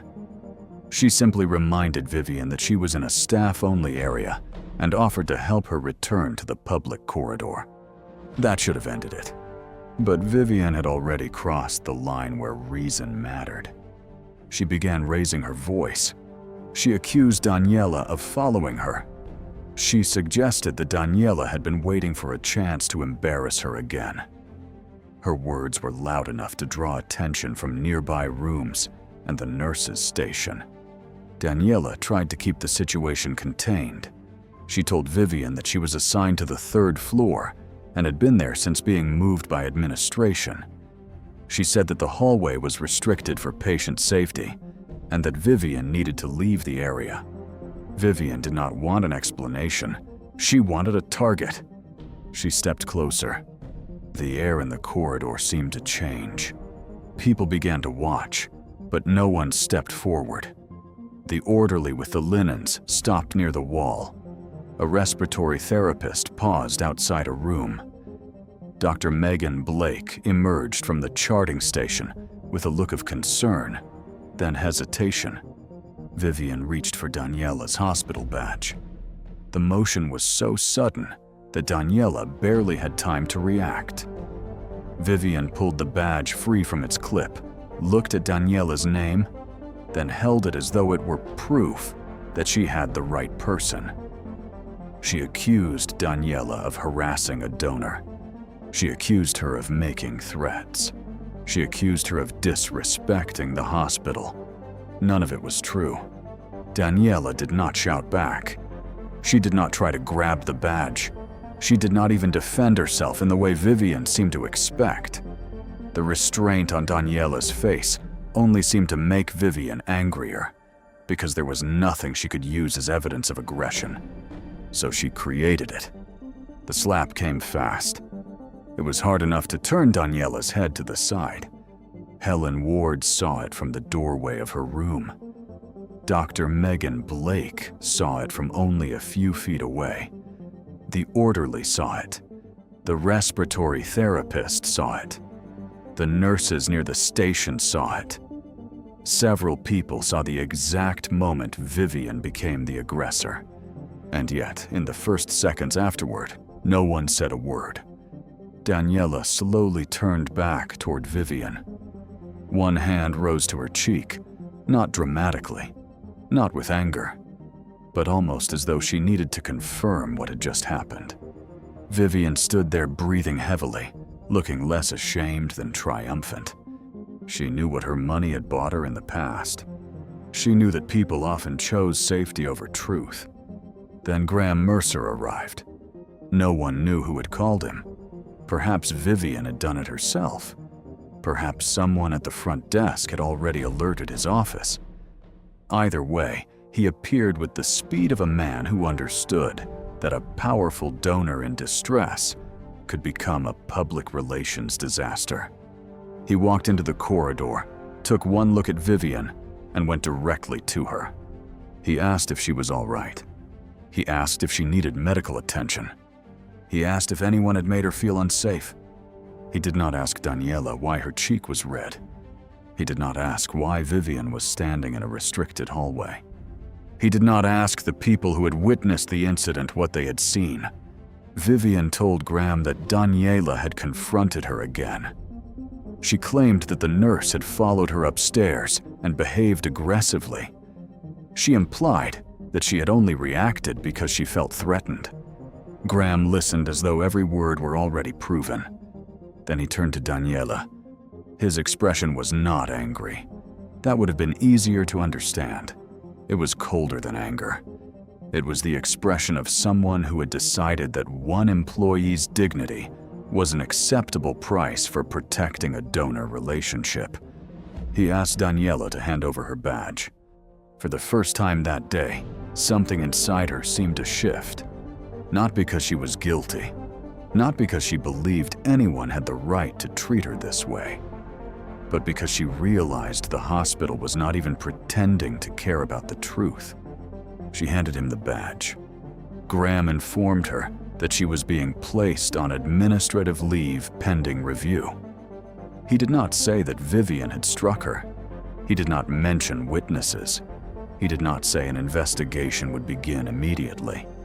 He used careful language about avoiding further disruption and preserving the hospital's reputation. Reputation. That was what mattered. Not the nurse who had been assaulted. Not the patients who had watched adults fail them. Not the message sent to every staff member in the hallway who now understood that doing the right thing could cost them their job if the wrong person became offended. Graham instructed Daniela to leave through the employee exit near the parking garage. He said it would be better than walking through the main lobby while the situation was still sensitive. Daniela understood the real reason. He wanted her gone quietly. He wanted Vivian protected from questions. And he wanted the hospital to appear calm, even if calm had to be built on a lie.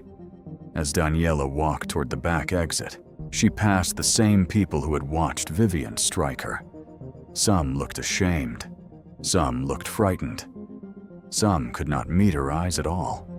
Dr. Megan Blake stood near the nurse's station, holding the patient file so tightly that the edges bent beneath her fingers. She looked like she wanted to say something. Daniela could see it in her face, but Megan remained silent. Lillian Park, the charge nurse on duty, was not in the hallway when the slap happened.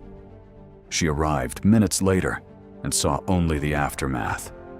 Daniela without her badge, Vivian surrounded by administrators, and Graham speaking in the low, controlled tone he used when he wanted people to stop asking questions.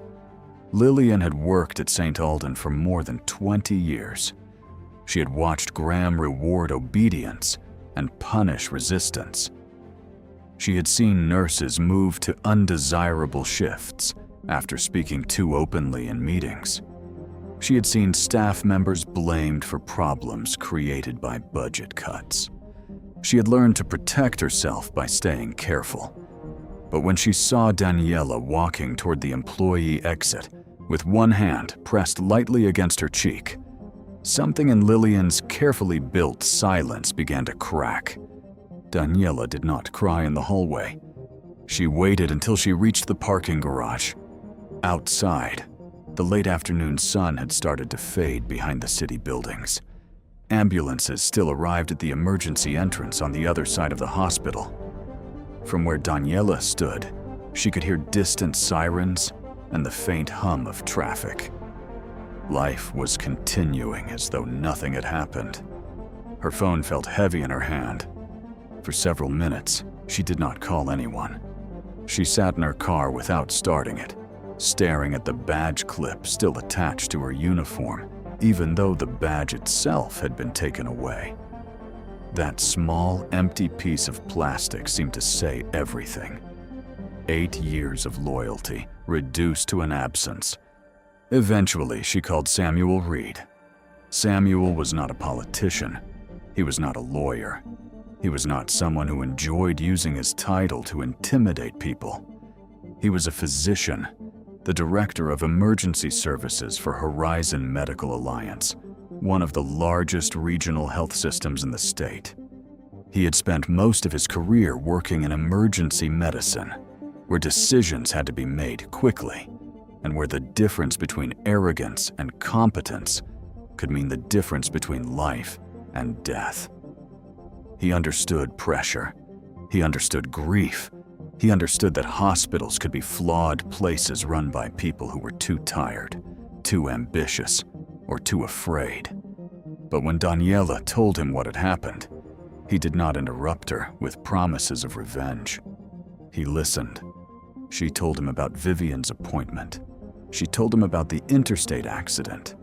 She told him how Graham had moved her because Vivian was angry. She told him about the restricted hallway, the stolen badge, the slap, the silence, and the order to leave through the back. By the time she finished, Samuel was quiet for a long moment. He knew Daniela well enough to understand that she would not exaggerate. She was not someone who turned every insult into a crisis. She had spent years standing up for patients without making herself the center of the story. So when she said she had been treated like a criminal for following triage rules, he believed her. But Samuel also knew something Daniela was too hurt to think about at that moment.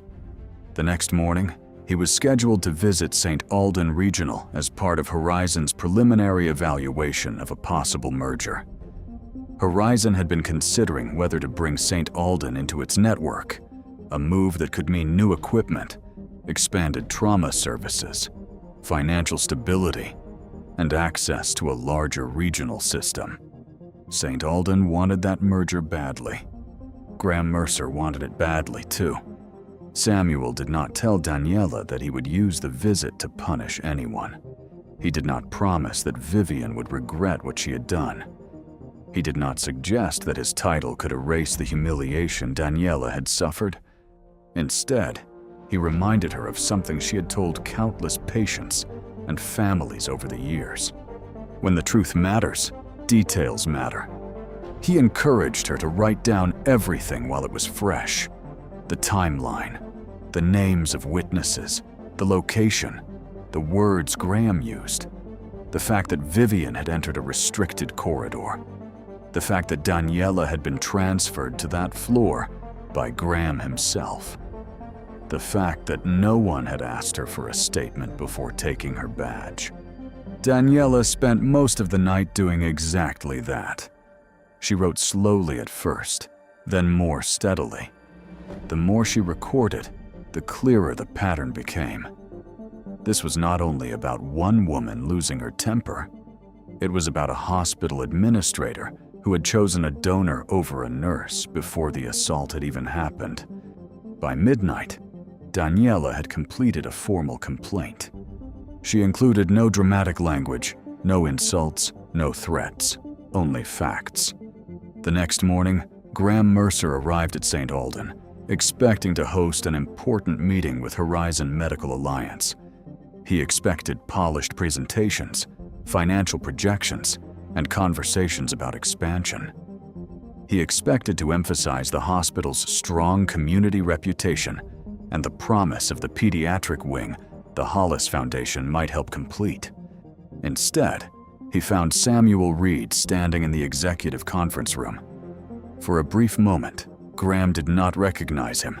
Then he saw the name card on the table, and his face changed. Samuel was not there as Daniela's fiancé, at least not officially. He was there as Horizon's Director of Emergency Services and a senior member of the clinical evaluation team. Graham greeted him with the smooth confidence of an administrator who believed he still controlled the room. But Samuel's manner was different from what Graham expected. He was polite, professional, and calm. He asked about trauma capacity, staffing ratios, patient safety reporting, and the hospital's policies for protecting employees from workplace violence. At first, Graham answered as though the questions were routine. Then Samuel asked how St. Alden handled incidents in which staff members reported being assaulted by patients, visitors, or donors. The room became still. Graham gave the standard answer. He spoke about zero tolerance. He mentioned reporting procedures, security protocols, and employee support services. Samuel listened without reacting. Then he asked whether those procedures had been followed the previous afternoon. Graham's confidence began to fade. He did not yet know the full extent of Daniela's complaint. He did not know how much Samuel knew. He did not know whether the matter had already reached Horizon's legal and ethics teams. But he understood one thing. The nurse he had sent out through the back exit was not going to disappear quietly. And somewhere inside the hospital, in a corridor filled with cameras no one had bothered to review, the truth was waiting. The truth did not arrive at St. Alden Regional Hospital all at once. It came in pieces. First, it came through Daniela's written complaint, which was so precise that even Graham Mercer could not dismiss it as an emotional reaction. Daniela had documented the time Vivian Hollis arrived, the reason her procedure had been postponed, the fact that emergency resources had been diverted to victims of the interstate collision, and the order Graham gave to move her to the 3rd floor. She listed the names of everyone she remembered seeing in the hallway after the assault. She described how Vivian had entered a restricted corridor, taken her badge, accused her of following her, and struck her in front of witnesses. Most importantly, Daniela included the part Graham had hoped she would leave out. She described how he had treated Vivian as the victim before anyone had even asked what happened. She described how he had taken her badge without hearing her account. She described how he had told her to leave through the employee exit, not because there was a safety concern, but because he wanted the incident to disappear before anyone in the main lobby had a chance to notice. Daniela did not use dramatic words. She did not call Graham corrupt. She did not call Vivian dangerous. She did not try to make herself sound heroic. She simply told the truth in the clearest way she knew how. And that was exactly what made the complaint difficult to bury. By mid-morning, the document had reached the hospital's Human Resources Department, the Internal Compliance Office, and the legal team responsible for reviewing workplace violence incidents. Normally, Graham would have found a way to slow the process down. He knew how institutions worked. He knew that paperwork could vanish into review cycles, that meetings could be postponed, and that people often became tired before the truth became inconvenient for the right people. But this time, the complaint had arrived on the same morning that Horizon Medical Alliance was evaluating St. Alden for a potential merger. That timing changed everything. Samuel Reed had already disclosed his personal relationship with Daniela to Horizon's ethics office before stepping into the conference room. He made it clear that he would not be involved in deciding whether Daniela's complaint was valid, whether discipline was appropriate, or whether the hospital should face legal consequences. He understood that Daniela deserved a fair investigation, not a favor disguised as justice. But he also made something else clear. Any hospital seeking to join Horizon's network would be evaluated not only on finances, equipment, and patient volume, but also on culture. A hospital could have polished floors, impressive fundraising brochures, and a long list of wealthy supporters, but none of that mattered if employees were afraid to report violence. None of it mattered if administrators allowed money to determine who received care and who received protection. To Samuel, the question was no longer whether St. Alden had a public relations problem. The question was whether St. Alden had a moral problem. Graham tried to answer with the language he knew best. He spoke about confusion. He mentioned that Vivian Hollis had felt threatened. He suggested that the situation had unfolded quickly and that everyone was still gathering facts. But the more carefully he spoke, the more obvious it became that he had never intended to gather facts at all. He had gathered influence. He had gathered fear. He had gathered the silence of people who believed that protecting themselves was safer than protecting the truth. Samuel did not argue with him. He did not need to. He simply asked that the meeting be paused while Horizon's clinical review team received an updated report on the hospital's employee safety policies, donor access procedures, and incident response records from the previous 12 months. That request sounded routine. For Graham, it was devastating, because St. Alden did have records, and records had a way of remembering what frightened people tried to forget. While the executive offices struggled to contain the growing problem, Lillian Park sat alone in a small staff lounge on the 3rd floor, staring at a cup of coffee that had gone cold an hour earlier. She had worked at St. Alden long enough to know how these situations usually ended. The person with the least power became the easiest person to blame. The employee who followed policy was called difficult. The patient, donor, or executive who caused the harm was treated carefully, gently, almost respectfully, as though their status had transformed bad behavior into a misunderstanding. Lillian had seen it happen before. Years earlier, a surgical technician had reported that a visiting physician was verbally abusive towards staff. The technician had been told that he was too sensitive. Another time, a nurse complained that a board member's family member had entered a restricted unit after visiting hours. The nurse was quietly moved to a less desirable schedule 2 weeks later. No one said the transfer was punishment, but everyone understood why it happened. Lillian had never forgotten those moments. She had also never forgiven herself for surviving them by staying quiet. When she saw Daniela leaving through the employee exit the afternoon before, something inside her had broken open. Daniela had not been reckless. She had not been rude. She had not gone looking for conflict. She had simply done what nurses were trained to do: protect the people whose needs were most urgent. And for that, she had been humiliated. Lillian opened her work laptop and began searching through staffing records. At first, she only intended to confirm Daniela's transfer to the 3rd floor. But as she reviewed the scheduling logs, she found something else. The transfer order had not been entered through the normal staffing system. Graham had called it in directly to the shift supervisor, bypassing the usual documentation process. There was no written concern about Daniela's performance, no formal complaint from Vivian, no safety note, no record that Daniela had done anything wrong. There was only the abrupt transfer. Then Lillian found an email from 3 months earlier. It had been sent by Graham to a small group of department managers. The message was brief, but its meaning was unmistakable. It instructed staff to make reasonable accommodations for Vivian Hollis and her family whenever possible, especially when they visited the hospital for non-emergency care. The email did not openly say that Vivian should be allowed to skip triage rules. It was more careful than that, but the wording left little room for interpretation. Graham had encouraged staff to treat the Hollis family as exceptional.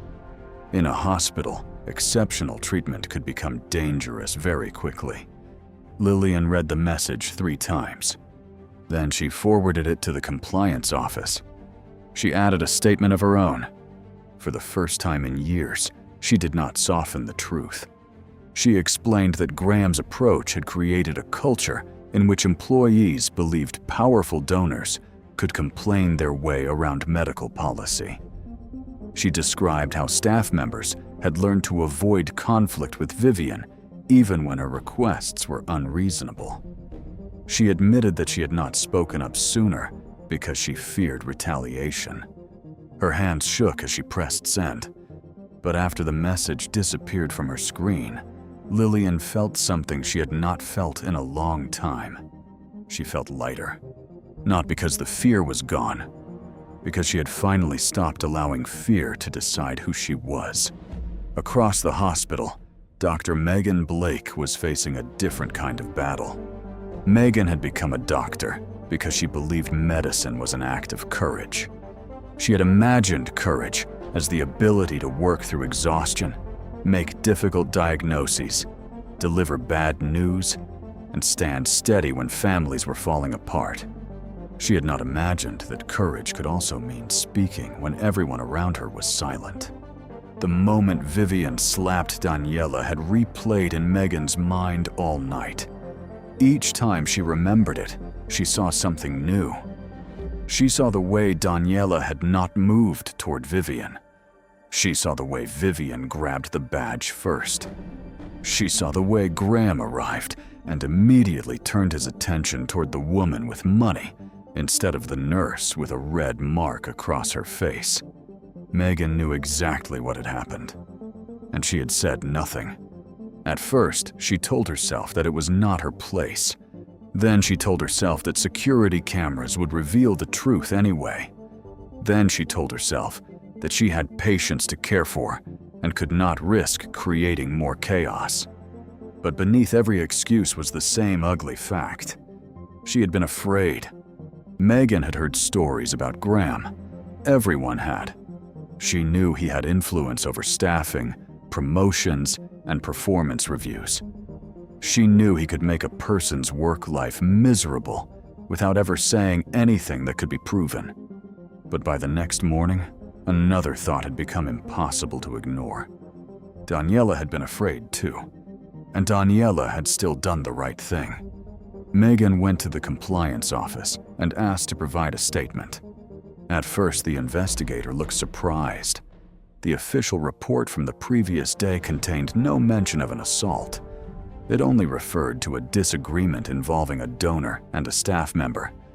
But Megan spoke carefully and directly. She said she had witnessed Vivian strike Daniela. She said Daniela had not threatened Vivian or moved toward her. She said she saw Vivian pull Daniela's badge before the slap. Then Megan said the words that mattered most. She said that Graham had never asked her what she saw. The investigator wrote everything down. By early afternoon, the hallway that had been silent the day before was beginning to speak. Not loudly, not perfectly, but enough. The next witness came from a place no one expected. Mrs. Helen Ward had spent most of the day waiting for her daughter, who finally arrived after traffic from the interstate accident had eased.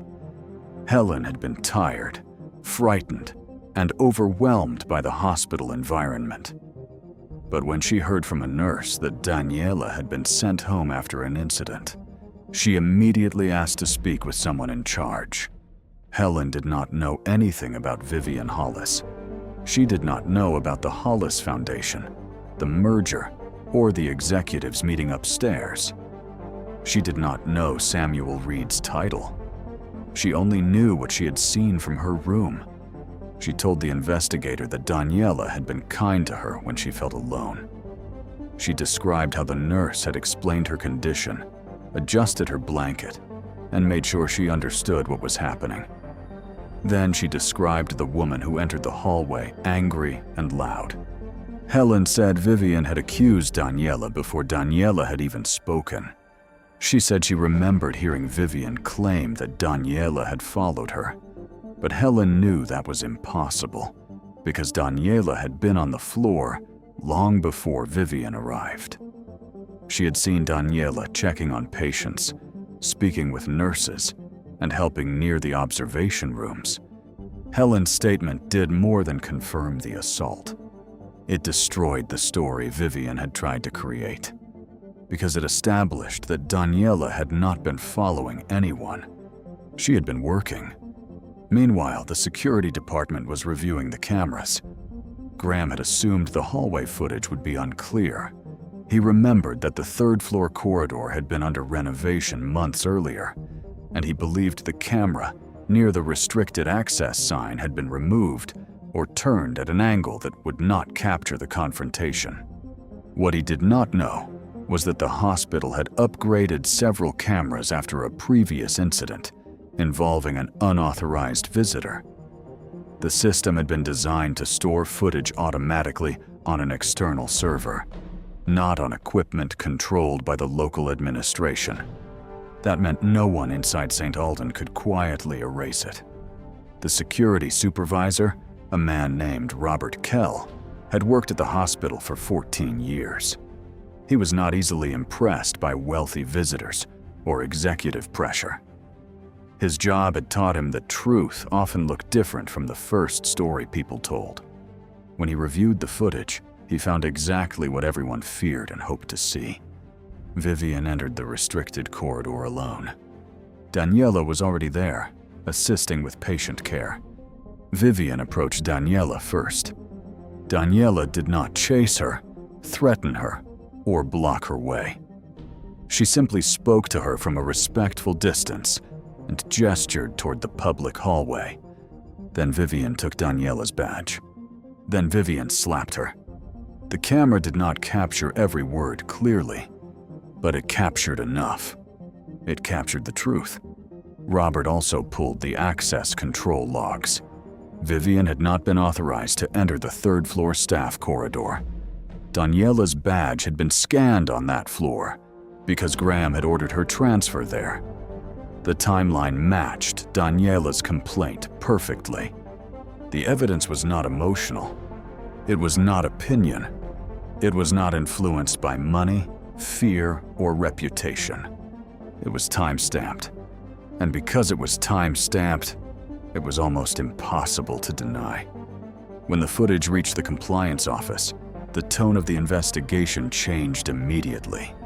What had begun as a workplace complaint became a formal review of assault, retaliation, donor influence, and administrative misconduct.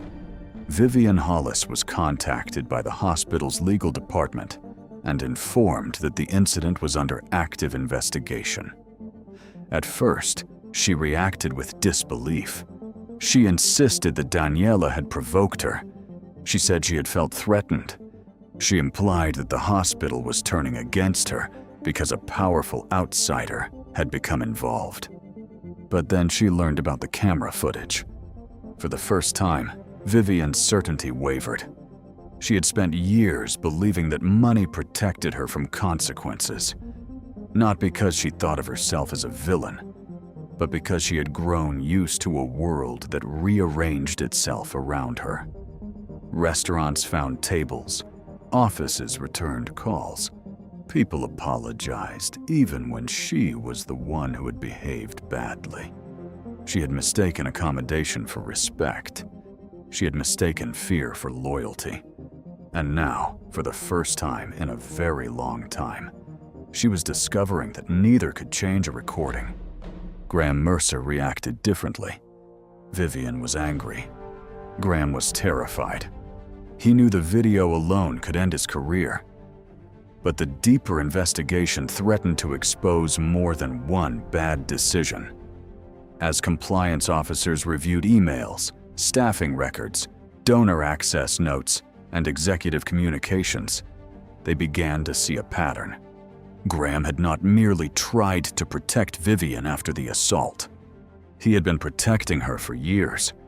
The record showed that Vivian and her family had received access to appointment slots outside normal scheduling procedures.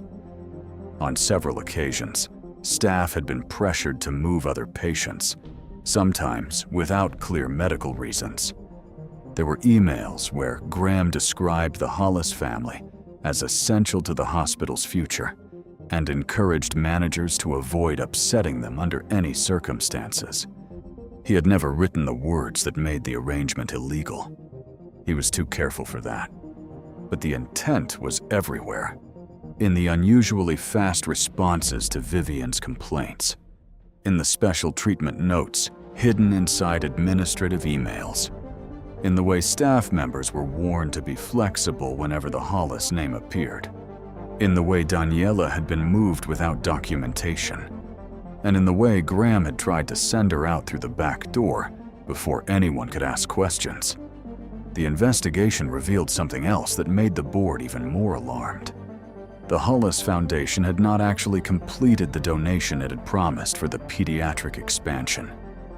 The public announcement had created the impression that the money was secure, but much of the pledge was still tied to conditions deadlines, and naming rights negotiations. Graham had been behaving as though St. Alden already owed Vivian everything. In reality, the hospital had been bending itself around money it had not even received. That fact changed the atmosphere inside the boardroom. For months, the trustees had feared that challenging Vivian would jeopardize the hospital's future. But now they had to consider a harder question. What kind of future did they have if they allowed people with money to control medical decisions? By the end of the second day, the board called an emergency meeting. It was not public, not at first. The hospital's lawyers advised caution. There were employment laws, privacy concerns, possible criminal charges, and contractual obligations to review. But everyone in the room understood that the situation had moved beyond internal discipline. Daniela was invited to attend with a representative from the nursing association. She did not want Samuel beside her at the table, not because she did not appreciate him, but because she wanted the board to see her clearly, not as someone's fiancé, not as the person connected to Horizon Medical Alliance, not as a symbol of embarrassment for the hospital. She wanted them to see her as what she had always been, a nurse who had done her job. The meeting took place in a conference room on the top floor, a space with glass walls overlooking the city. It was the kind of room where people discussed budgets, expansion plans, and public image. On the walls hung framed photographs of groundbreaking ceremonies and smiling donors holding oversized checks. Daniela noticed those photographs when she entered. For a moment, she wondered how many people in those pictures had ever considered what happened to the staff members who made their institutions function every day. The nurses who stayed late, the technicians who kept equipment running, the housekeeping staff who cleaned rooms after tragedy, the receptionists who absorbed anger from frightened families, the people whose names never appeared on plaques. Vivian sat near the opposite end of the table with her attorney. She looked composed, but her confidence was different now. The sharp certainty from the hallway was gone. She had read the investigation summary. She knew the footage existed. She knew the witnesses had spoken. She knew that the hospital no longer needed to choose between protecting its employees and protecting a donor, because the donor had become the very thing the hospital needed protection from. Graham sat several seats away. He looked smaller than Daniela remembered. Not physically, but in presence. The man who had once controlled the hallway with a few cold instructions now kept his hands folded in front of him, as though he could make himself less visible by becoming still. The board chair began by summarizing the findings. She spoke in careful, formal language. She described the documented assault. She described the improper suspension of Daniela without investigation. She described the failure to follow workplace violence procedures. She described the evidence that donor influence had affected staffing and patient access decisions. Then she spoke about institutional responsibility. That was the moment the room changed. Because until then, the case could have been treated as a conflict between Vivian and Daniela. But the board chair made it clear that it was not. The failure belonged to the system. Vivian had committed the assault. Graham had enabled the cover-up. But the hospital had created the conditions in which both believed they could act without consequences. The chair then invited Daniela to speak. Daniela stood slowly. She had prepared notes, but when she looked around the room, she realized she did not want to read them. She did not want her words to sound rehearsed. She wanted the people who had spent 2 days discussing liability and reputation to understand what the event had felt like from the inside. She explained that she had worked at St. Alden for 8 years because she believed in the hospital's mission. She had cared for patients who could not pay, patients who had no family, patients who arrived angry because fear had made them feel helpless. She had never expected every day to be easy. She understood that hospitals were stressful places, but she said there was a difference between stress and injustice. She said the slap hurt, but it was not the part she would remember most. What she would remember was looking around afterward and seeing people who knew the truth choose silence because they believed the truth would not protect them. She said that no employee should have to wonder whether their safety depends on the social status of the person hurting them. She said that no patient should have to wait longer because someone wealthy believes their comfort matters more than another person's survival. And she said that no hospital should call itself a place of healing while allowing fear to become part of its culture. Daniela did not ask for revenge. She asked for change. She asked for a policy that protected employees from violence, regardless of who caused it. She asked for a clear process that prevented donors, executives, or board members from interfering with clinical triage. She asked for a confidential reporting system so witnesses could speak without fearing retaliation. And she asked for training that would teach staff what to do when they saw harm happening in front of them. When she finished, no one applauded. It was not that kind of room. But the silence this time was different.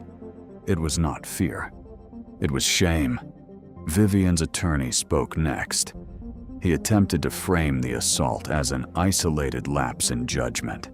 He emphasized Vivian's years of charitable work, her contributions to the city, and the stress of the moment. He suggested that she had become overwhelmed after being told her procedure was delayed. But the argument sounded weak against the evidence.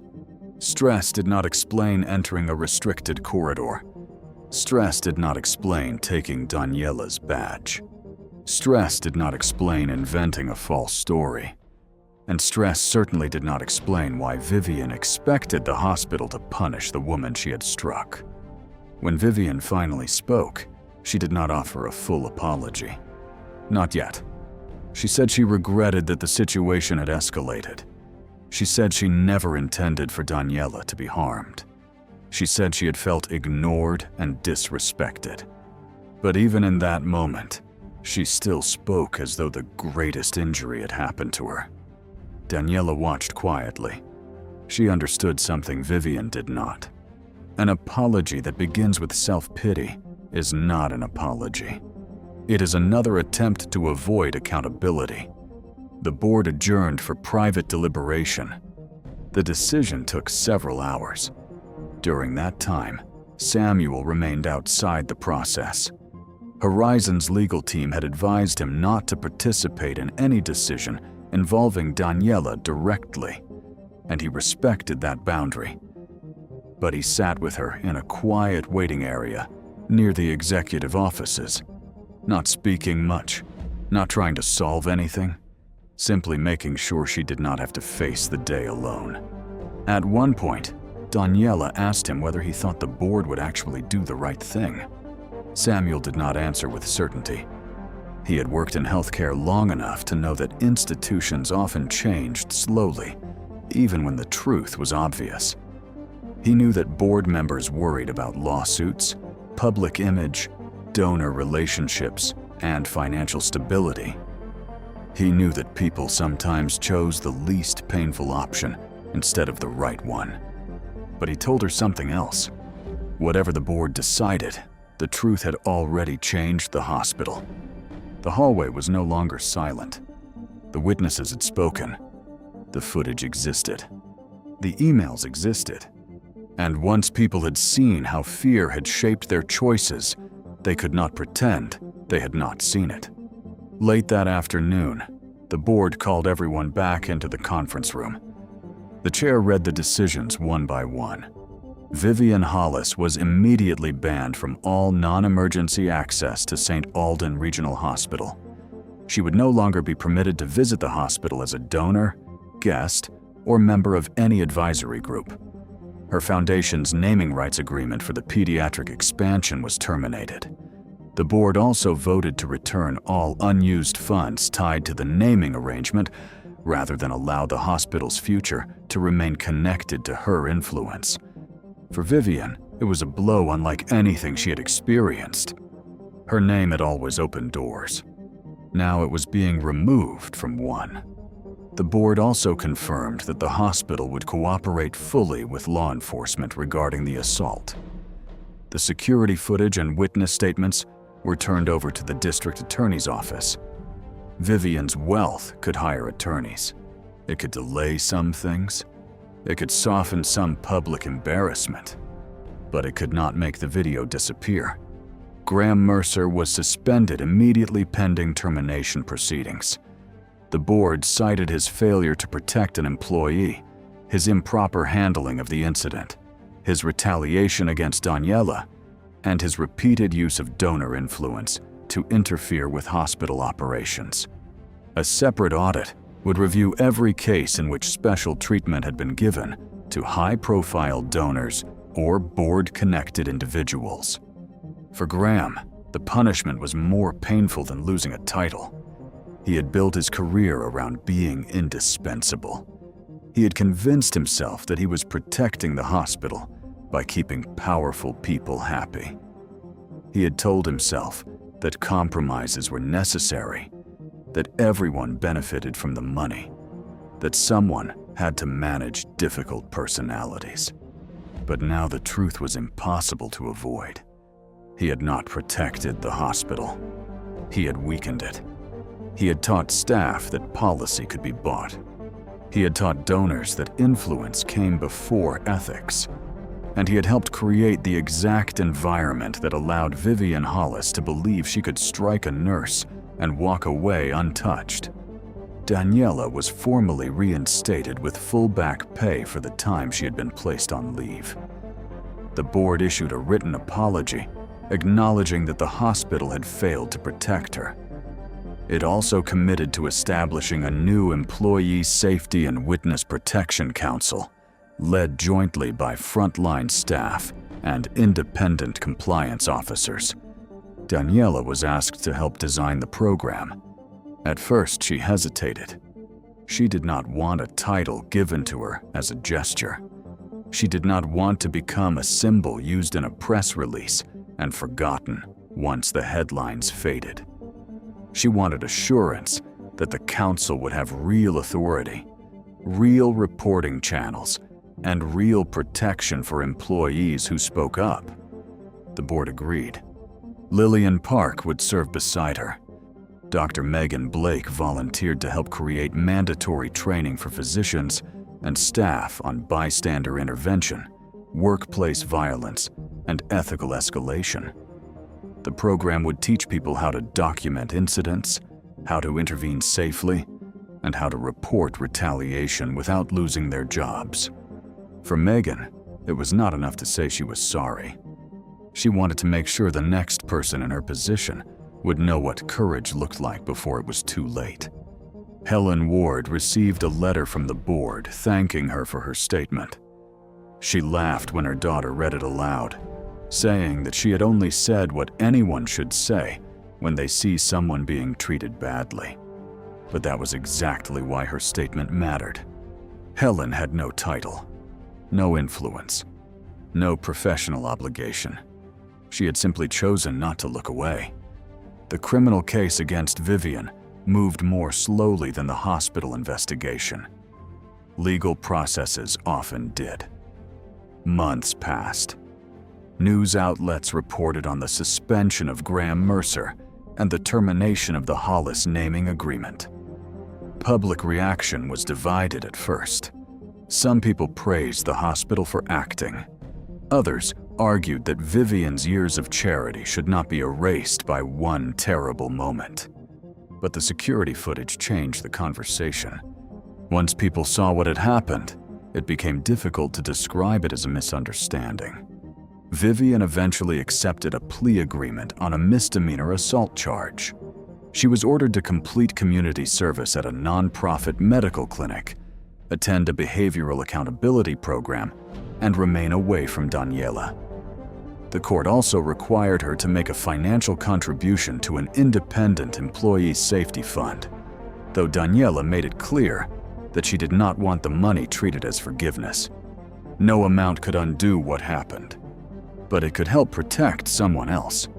Vivian's community service was not glamorous. The nonprofit clinic served people who had no insurance, people who worked multiple jobs, people who delayed care because they could not afford it, and people who had spent years being treated as invisible by systems that were supposed to help them. For the first time in her life, Vivian had to stand in a place where no one cared about her family name. She was not introduced as a donor. She was not given special access. She was asked to organize supplies, prepare waiting areas, help with basic administrative tasks, and listen when patients needed directions. At first, she resented it. She moved through the clinic with the stiff posture of someone who believed she had been unfairly reduced. But week after week, she saw people waiting patiently for care they could not afford. She saw exhausted mothers trying to keep children calm. She saw elderly patients apologizing for asking too many questions. She saw nurses working through lunch because there were too many people to help. And slowly, painfully, she began to understand something she had never understood before. Being treated with dignity was not a privilege. It was the minimum every person deserved. Whether Vivian truly changed was something no one could know immediately. Real change was not proven by one apology, one court order, or one act of public humility. It was proven over time, through choices made when no cameras were watching and no consequences were guaranteed. But one thing was certain: she would never again walk into St. Aldan Regional believing the building belonged to her. As for Graham Mercer, the investigation continued long after he left the hospital. The audit uncovered several other cases in which employees had been pressured to accommodate donors in ways that compromised policy. Some incidents were small, others were more serious. In every case, the pattern was the same. Graham had treated the hospital's ethical boundaries as flexible whenever money was involved. He lost his position, his influence, and the trust he had spent years pretending to earn. No one sent him out through a back exit. No one needed to. His choices had already made every door close. Months later, St. Aldan Regional Hospital began to change in visible ways. New signs appeared near staff entrances and waiting areas, clearly stating that violence against healthcare workers would not be tolerated, regardless of a visitor's status, connections, or financial contributions. A confidential reporting line was created. Security procedures were strengthened. Donor relations were separated from clinical decision-making. No executive could move a staff member or interfere with triage without written documentation and independent review. The changes did not erase the past, but they made it harder for the past to repeat itself. Daniela returned to work gradually. Her first day back on the 3rd floor was harder than she expected. She had told herself that she was ready, but when she stepped into the same corridor where Vivian had slapped her, her body remembered before her mind did. The polished floor, the restricted access sign, the sound of carts rolling in the distance, everything brought the moment back. For a few seconds, she stood still. Then Lillian appeared beside her. She did not say anything dramatic. She simply stood there, close enough to remind Daniela that she was no longer alone. Soon after, Megan joined them. She looked nervous but determined. She had spent the past few weeks helping develop the first staff workshop on intervention and reporting. She told Daniela that the session had filled faster than expected. Nurses, doctors, technicians, and support staff had all signed up. People wanted to learn. People wanted to do better. Daniela looked down the hallway. The same place that had once witnessed silence was now becoming part of a different story. Not a perfect story. Not one where everyone suddenly became brave, but one where fear was no longer allowed to be the final answer. Over time, Daniela became known for more than what had happened to her. She became one of the strongest voices in the new Employee Safety Council. She listened to staff members who had been afraid to report harassment. She helped younger nurses understand that professionalism did not mean accepting abuse. She worked with administrators to make sure policies were not just words on paper. And every time someone told her they were afraid to speak up, she remembered the hallway. She remembered the badge being pulled from her uniform. She remembered the sting of Vivian's hand. But more than anything, she remembered the silence. Because silence had been the true enemy. Not only Vivian's arrogance, not only Graham's corruption, not even the hospital's fear of losing money. The real danger had been the moment when decent people saw wrong happening and convinced themselves that it was safer not to get involved. Daniela understood that courage did not always look dramatic. It did not always arrive with power, influence, or a perfect speech.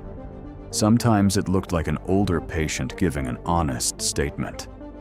Sometimes it looked like a doctor admitting that she had been afraid.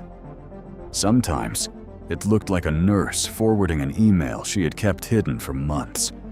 And sometimes it looked like a person refusing to let humiliation turn them into silence. One afternoon, nearly a year after the incident, Daniela stood near the emergency department entrance as another busy shift began. The hospital was crowded again. Ambulances arrived. Families waited. Nurses moved quickly between rooms. The work had not become easier. Hospitals were still complicated places. People were still tired. Mistakes still happened. But something fundamental had changed. A young nurse approached Daniela after dealing with an angry visitor who had shouted at her near the waiting room. The nurse looked shaken. In the past, she might have apologized for causing trouble. She might have tried to handle it alone. Instead, she reported it. Security responded. A supervisor documented the incident. Other staff members stood beside her. It was a small moment. Most people would never hear about it. But Daniela watched the young nurse walk away, knowing she had been protected. And she felt something settle inside her. That was what justice looked like after the headlines faded. Not only punishment, not only public shame, but a world made safer because someone refused to accept what used to be normal. The day Vivian Hollis slapped Daniela Cruz, she believed she was punishing a nurse for forgetting her place. What she did not understand was that Daniela had never forgotten her place. Daniela's place was beside patients who needed care, beside co-workers who needed protection, beside the truth, even when the truth was inconvenient. And in the end, the woman who thought the hospital belonged to her learned the lesson she had spent a lifetime avoiding. Money can buy attention. It can buy access. It can even buy silence for a while. But it cannot buy the right to take another person's dignity. And when enough people finally choose to speak, even the most powerful lie begins to fall apart. If you believe no one should have to stand alone against injustice, share your thoughts in the comments. And remember this: sometimes the bravest thing a person can do is not look away. Before anyone knew his name, a soaked stranger walked into the restaurant looking like he might not survive another minute. Do not let him near the tables. Then his strength faded in the middle of lunch, and the room treated his need like something shameful to avoid. Only Naomi moved toward him, not because she was fearless, but because everyone else had chosen distance. Somebody call emergency services now. Naomi saw a human being where everyone else saw trouble, dirt, danger, or an interruption to their lunch. Please, I'm sorry. Kendra Blythe did not ask whether the man was breathing. She only saw him as a stain on her restaurant. Stand up before you make this place look filthy. Naomi had almost nothing left, but she spent her last money. so the stranger would not reach the hospital hungry. Compassion is not in your job description. Take off the apron. You are done here. Use the back door. Even let her leave through the front door. She sent Naomi into the rain like shame belonged to her. The customers who had watched Naomi kneel beside a dying man now watched her lose her job for it. Some looked away. Some looked embarrassed. Some looked relieved that the punishment had not landed on them. Only one person tried to follow her. A busboy named Isaiah, barely 19, took 2 steps forward before Kendra's stare pinned him back in place. He had 2 younger sisters and a mother on disability. Fear did what cruelty always depends on it to do. Naomi left with her apron folded in her hands, her final tip still trapped in Kendra's locked drawer, and rain soaking through her shoes by the time she reached the bus stop. That night, she told her Aunt Lottie only part of the truth. Lottie Reed was 68, though illness had aged her unevenly. Some mornings, she remembered entire hymns from childhood and the smell of Naomi's mother's perfume. Other mornings, she forgot the word for window. A stroke 3 years earlier had weakened her left side, and a slow fog had settled over her memory after that, arriving in patches that came and went without warning. Naomi had moved into the little apartment on Anson Street to care for her after Naomi's mother died of heart failure, because there had been no one else willing and no money for proper help. Naomi had once been on a different path. At 18, she had graduated near the top of her class, with a scholarship letter from a nursing program folded in a Bible on her mother's dresser. Teachers had called her steady. Counselors had called her promising. Her mother had called her the one who would break the cycle. But cycles do not break just because a letter says congratulations. Sometimes they tighten. Sometimes a hospital bill arrives. Sometimes a caregiver is needed more urgently than a dreamer. So Naomi traded lecture halls for double shifts, textbooks for order pads, and a future with clean white shoes for work shoes that pinched until her toes went numb. She did not regret caring for Lottie. Love was not the problem. The problem was that love did not pay rent, did not refill prescriptions, did not stop landlords from taping notices to doors. The problem was that people praised sacrifice from a distance, then punished the person making it for being tired. By dawn, after the longest night of her life, Naomi had calculated everything and found no answer. Without the diner, she had no paycheck. Without the paycheck, she had no rent. Without rent, Lottie could lose the only home she recognized.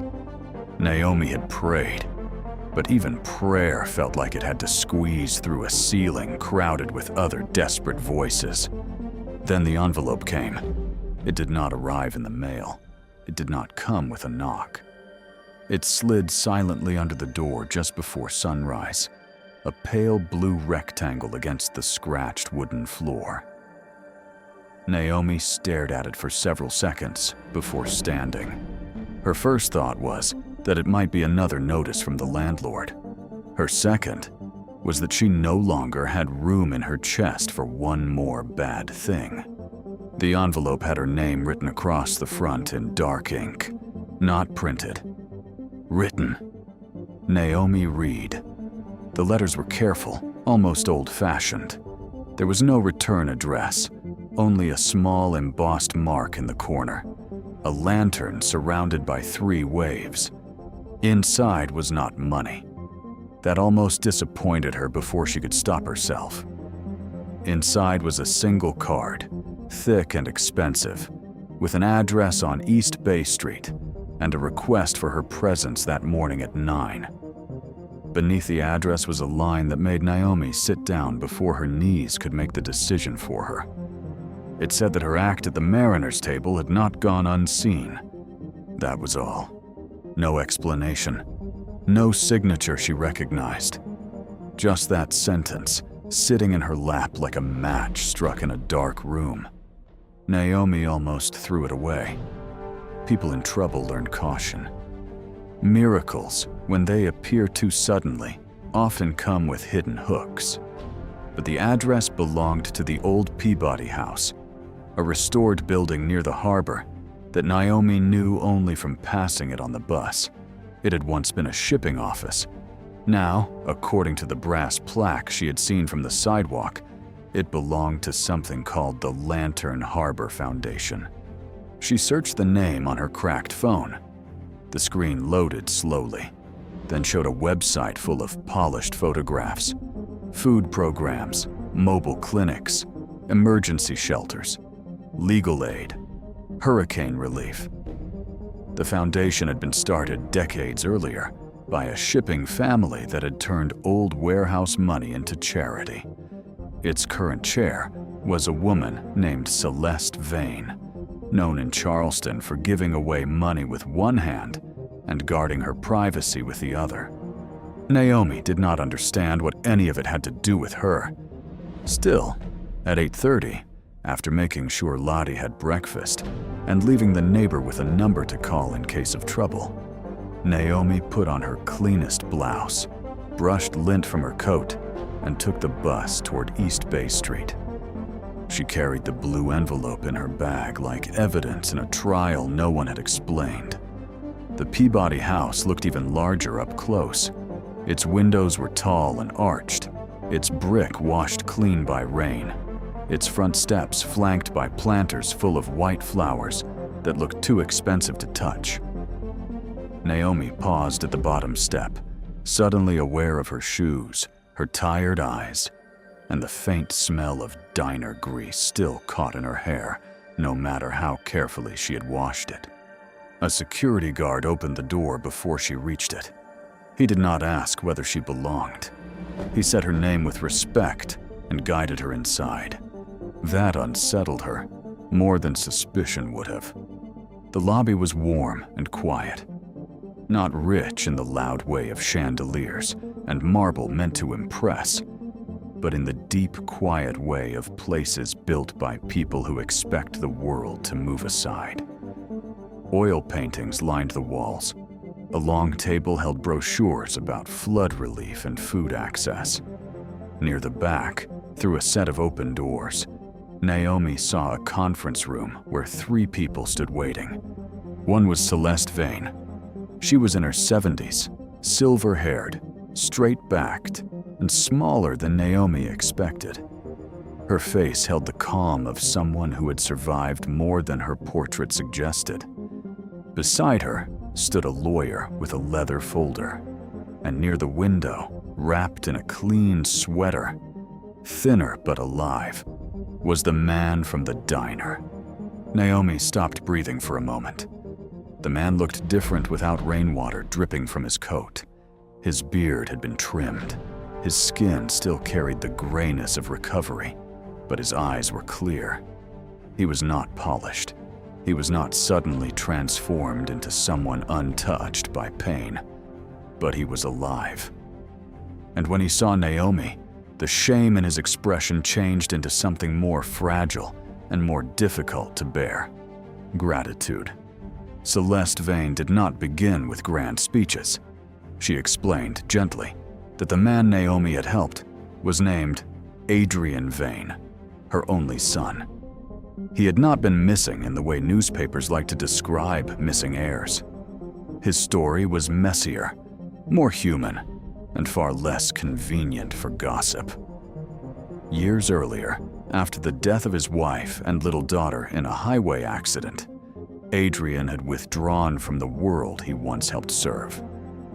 Grief had taken the shape of silence, then isolation, then a long wandering that no family money could easily fix. He had refused interviews, refused board meetings, refused even the name that tied him to wealth. For months, he had been living between shelters, ferry terminals, and hospital waiting rooms, convinced that the comfort of his family was something he no longer deserved. The Foundation had searched for him quietly. Too much publicity could have turned his suffering into entertainment. Too much pressure could have driven him farther away. On the day Naomi found him, Adrian had been trying to reach the Foundation office on foot after losing his medication and his wallet during a storm. He had made it only as far as the mariner's table. Every person in that restaurant had seen a problem. Naomi had seen a person. Celeste made sure Naomi understood that this difference had likely saved Adrian's life. The emergency physician had said another hour in the cold rain, with his blood sugar collapsing and his body weakened, might have ended very differently. The meal Naomi paid for had arrived with the paramedics' paperwork and had become the detail that made everyone at the hospital talk, not because of its cost, but because of what it cost Naomi. Naomi felt heat rise behind her eyes. She tried to say that anyone would have done the same, but even as the thought formed, she knew it was not true. Everyone had been there. Everyone had seen him. Most had chosen distance. Celeste then did something Naomi did not expect. She did not offer a reward in the crude way people sometimes pay for conscience, as if kindness were a lost wallet returned for a fee. Instead, she asked Naomi about her life, not with pity, not with the polished curiosity of donors touring poverty for an afternoon. She asked as if Naomi's answers mattered. Naomi did not tell everything at first. Pride has its own survival instinct. But Celeste had spent decades listening to people who were tired of needing help, and she knew how to wait. Slowly, Naomi told her about Lottie, the unpaid rent, the nursing scholarship that had expired, the diner job, and the way Kendra had dismissed her in front of a room full of witnesses. She left out the most humiliating details until Adrian, from beside the window, lowered his head as though each one had landed on him personally. By the end of the meeting, Naomi's life had changed in ways she could not immediately absorb. The Lantern Harbor Foundation offered her a position coordinating a new community meals program called Harbor Hands, which would partner with local restaurants to create emergency meal vouchers for people in crisis. The salary was more than double what she had made at the diner. The benefits included home care support that could help with Lottie's medical needs. The Foundation's housing attorney would contact Naomi's landlord that afternoon to stop the eviction and settle the arrears from a hardship fund, not as charity tossed from above, but as stabilization for a caregiver who had been carrying too much alone. Naomi listened with her hands clasped so tightly her knuckles ached. She had expected, at most, a thank you note, perhaps a small check, perhaps nothing she could rely on. She had not expected an opening. She had not expected someone to look at her years of sacrifice and see qualifications instead of weakness. Celeste explained that the Foundation did not need someone who merely understood policy. It needed someone who understood hunger without making hungry people feel small. It needed someone who knew the difference between feeding a person and humiliating them. It needed someone who had proven, under pressure, that human dignity mattered even when it was inconvenient. Naomi accepted. But stories like Naomi's do not end the moment good news arrives. In real life, blessings often disturb the people who benefited from your struggle. And Kendra Blythe had built too much of her little kingdom on Naomi, staying silent, poor, and disposable to accept Naomi's rise quietly. At first, Kendra only heard rumors. A delivery driver mentioned that the waitress she had fired had been seen entering the Peabody house. A former customer called the restaurant, asking whether it was true, that the woman who helped the collapsed man now worked for the Lantern Harbor Foundation. Isaiah, trying and failing to hide his smile, told another server that Naomi's rent had been handled and her aunt would get medical support. By closing time, Kendra was no longer angry. She was afraid. Fear is different in people who are used to having power. It does not make them humble. It makes them dangerous. Kendra knew things the staff did not. She knew that for nearly 2 years, she had been skimming from the cash drawer in small amounts that looked like counting errors. She knew she had been marking donated community meals as served, then pocketing the reimbursement money when the owner was away. She knew she had refused hungry people at the door while reporting that the restaurant had participated in local relief efforts. She knew the jar labeled Storm Meal Fund had been emptied by her hand more than once. Its coins and bills treated as a private bonus for the trouble of pretending to care. She also knew Naomi had noticed irregularities. Naomi had never accused her. Naomi had been too busy surviving. But she had asked questions. She had once wondered why a church group's prepaid meal vouchers were missing from the drawer. She had once found a voided receipt under the printer with Kendra's manager code on it. She had once given a free bowl of gumbo to a veteran after Kendra claimed the voucher program had ended, only for Naomi to discover the next week that the program was still active. At the time, Kendra had dismissed the questions as confusion. Now she saw them as threats. By the next morning, Kendra had created a new story. According to her, Naomi had not been fired for helping a stranger. Naomi had been fired after an internal review suggested she had stolen money from the register and used a medical emergency to distract from it. Kendra did not make the accusation loudly at first. She was too strategic. She let it leak in pieces, through staff whispers, through a carefully worded email to the restaurant owner, through a complaint sent to the Lantern Harbor Foundation's general inbox. The complaint claimed that Naomi Reed was dishonest, unstable, and unfit to handle charitable funds. To make the lie look official, Kendra pressured Isaiah to sign a witness note stating that he had seen Naomi near the drawer before cash went missing. Isaiah refused at first. He said he had seen nothing like that. But Kendra knew his schedule, his family situation, and his fear of losing the only job close enough to home. She cut his hours in half for 1 week, then returned them with a warning hidden behind a smile. By the second week, Isaiah signed a statement he hated himself for signing. Kendra also convinced a prep cook named Marisol to say Naomi had been upset about money. That part was technically true, which made the lie harder to fight. Naomi had been upset about money because poverty had been pressing its knee against her chest for years. Kendra twisted that human truth into motive. When the foundation received the complaint, they did what responsible organizations must do.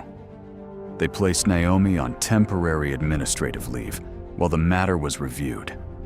Celeste herself called Naomi and made it clear that leave was not judgment, but process.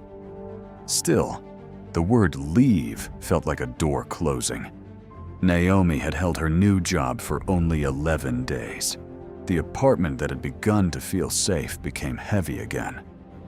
Lottie sensed Naomi's sadness even through the fog of her memory. Some evenings, she reached for Naomi's hand without knowing exactly why. Naomi tried not to cry in front of her. She had cried enough into dishwater, enough into bus windows, enough silently behind the walk-in freezer at the diner. She was tired of tears that changed nothing. What hurt most was not even the risk of losing the job. It was the precision of the lie. Kendra had chosen the accusation that would wound Naomi deepest because Naomi had spent her whole life guarding her integrity. Poor people learned that one mistake can become their whole identity. In the mouths of people looking for reasons to dismiss them, Naomi had always kept receipts, counted change twice, returned overpayments, corrected tips when customers wrote too much by accident. She knew how quickly a black woman in a service uniform could be called dishonest by someone whose own theft wore perfume and a manager badge. For 3 days, Naomi heard nothing. During those 3 days, Kendra enjoyed herself. She moved through the mariner's table with renewed sharpness, telling staff that consequences were finally catching up with people who played saint for attention. She pretended not to care when customers asked about Naomi, then made sure they received a version of events muddy enough to stain her. She even printed a new policy about employee conduct during emergencies, as if compassion had been a workplace hazard. But lies require maintenance. Truth can sit quietly and wait. The first crack came from Isaiah. Guilt can make a room feel too small. Isaiah stopped sleeping. He replayed the moment Naomi knelt beside Adrian, the way she had held his hand without flinching, the way everyone else, including him, had stood back. He replayed the moment Kendra pushed the witness note toward him and reminded him how many people wanted his job. He thought about his sisters, yes, but he also thought about what kind of man he was becoming if fear could make him harm the one person who had always treated him like he mattered. On the 4th morning, Isaiah went to the foundation office before his shift. He arrived shaking harder than Adrian had shaken in the diner, carrying a folded copy of the statement he had signed. He told the foundation's review attorney that it was false. He admitted Kendra had pressured him. He admitted he had never seen Naomi steal anything. He admitted something else, too. For months, he had watched Kendra remove cash from the Storm Meal Fund jar and replace donation vouchers with blank slips. That confession did not clear Naomi immediately, but it shifted the room. The second crack came from Marisol. She had been quiet for years because she needed work, and because Kendra had a way of making every immigrant employee feel one document away from disaster, whether that was true or not. Marisol had signed nothing, but she had allowed Kendra to use her name in the complaint. When she learned Isaiah had gone to the foundation, she did not want him standing alone. She brought what Kendra had forgotten existed: photographs. Months earlier, Marisol had photographed several prep lists and reimbursement sheets because Kendra kept blaming kitchen staff for missing voucher meals. At the time, Marisol had only wanted proof that the kitchen had prepared what it was told to prepare. But the photos showed a pattern. On days when the restaurant claimed to have served 20 donated meals, the kitchen had prepared 6. On days when reimbursement forms showed full distribution, staff meal logs showed no matching plates. Several forms had Kendra's manager code. Some had Naomi's initials forged badly enough that anyone who knew her handwriting could see the insult. The third crack came from Adrian. Recovery had not made him suddenly powerful in the way people imagine wealth fixes everything. He was still grieving. He still moved carefully through rooms. He still carried guilt like a second spine. But he had one thing Kendra had not counted on: memory sharpened by humiliation. Adrian remembered the man in the navy suit recording him when he fell. He remembered the angle of the phone. He remembered the table. He remembered the woman at the register who had complained about the interruption while filming half the room. The foundation's attorney tracked the video after a younger staff member found a clipped version online, posted without context, under a caption mocking the stranger on the floor. The internet, for all its cruelty, sometimes preserves what liars hope will disappear. The clipped version showed Naomi kneeling. It showed customers backing away. It showed Kendra standing with folded arms. But it did not show the register clearly. The foundation needed more. The restaurant's internal cameras, according to Kendra, had malfunctioned that day. The owner, Mr. Harlan Cho, was told the system had overwritten the footage. That should have ended the matter. It did not.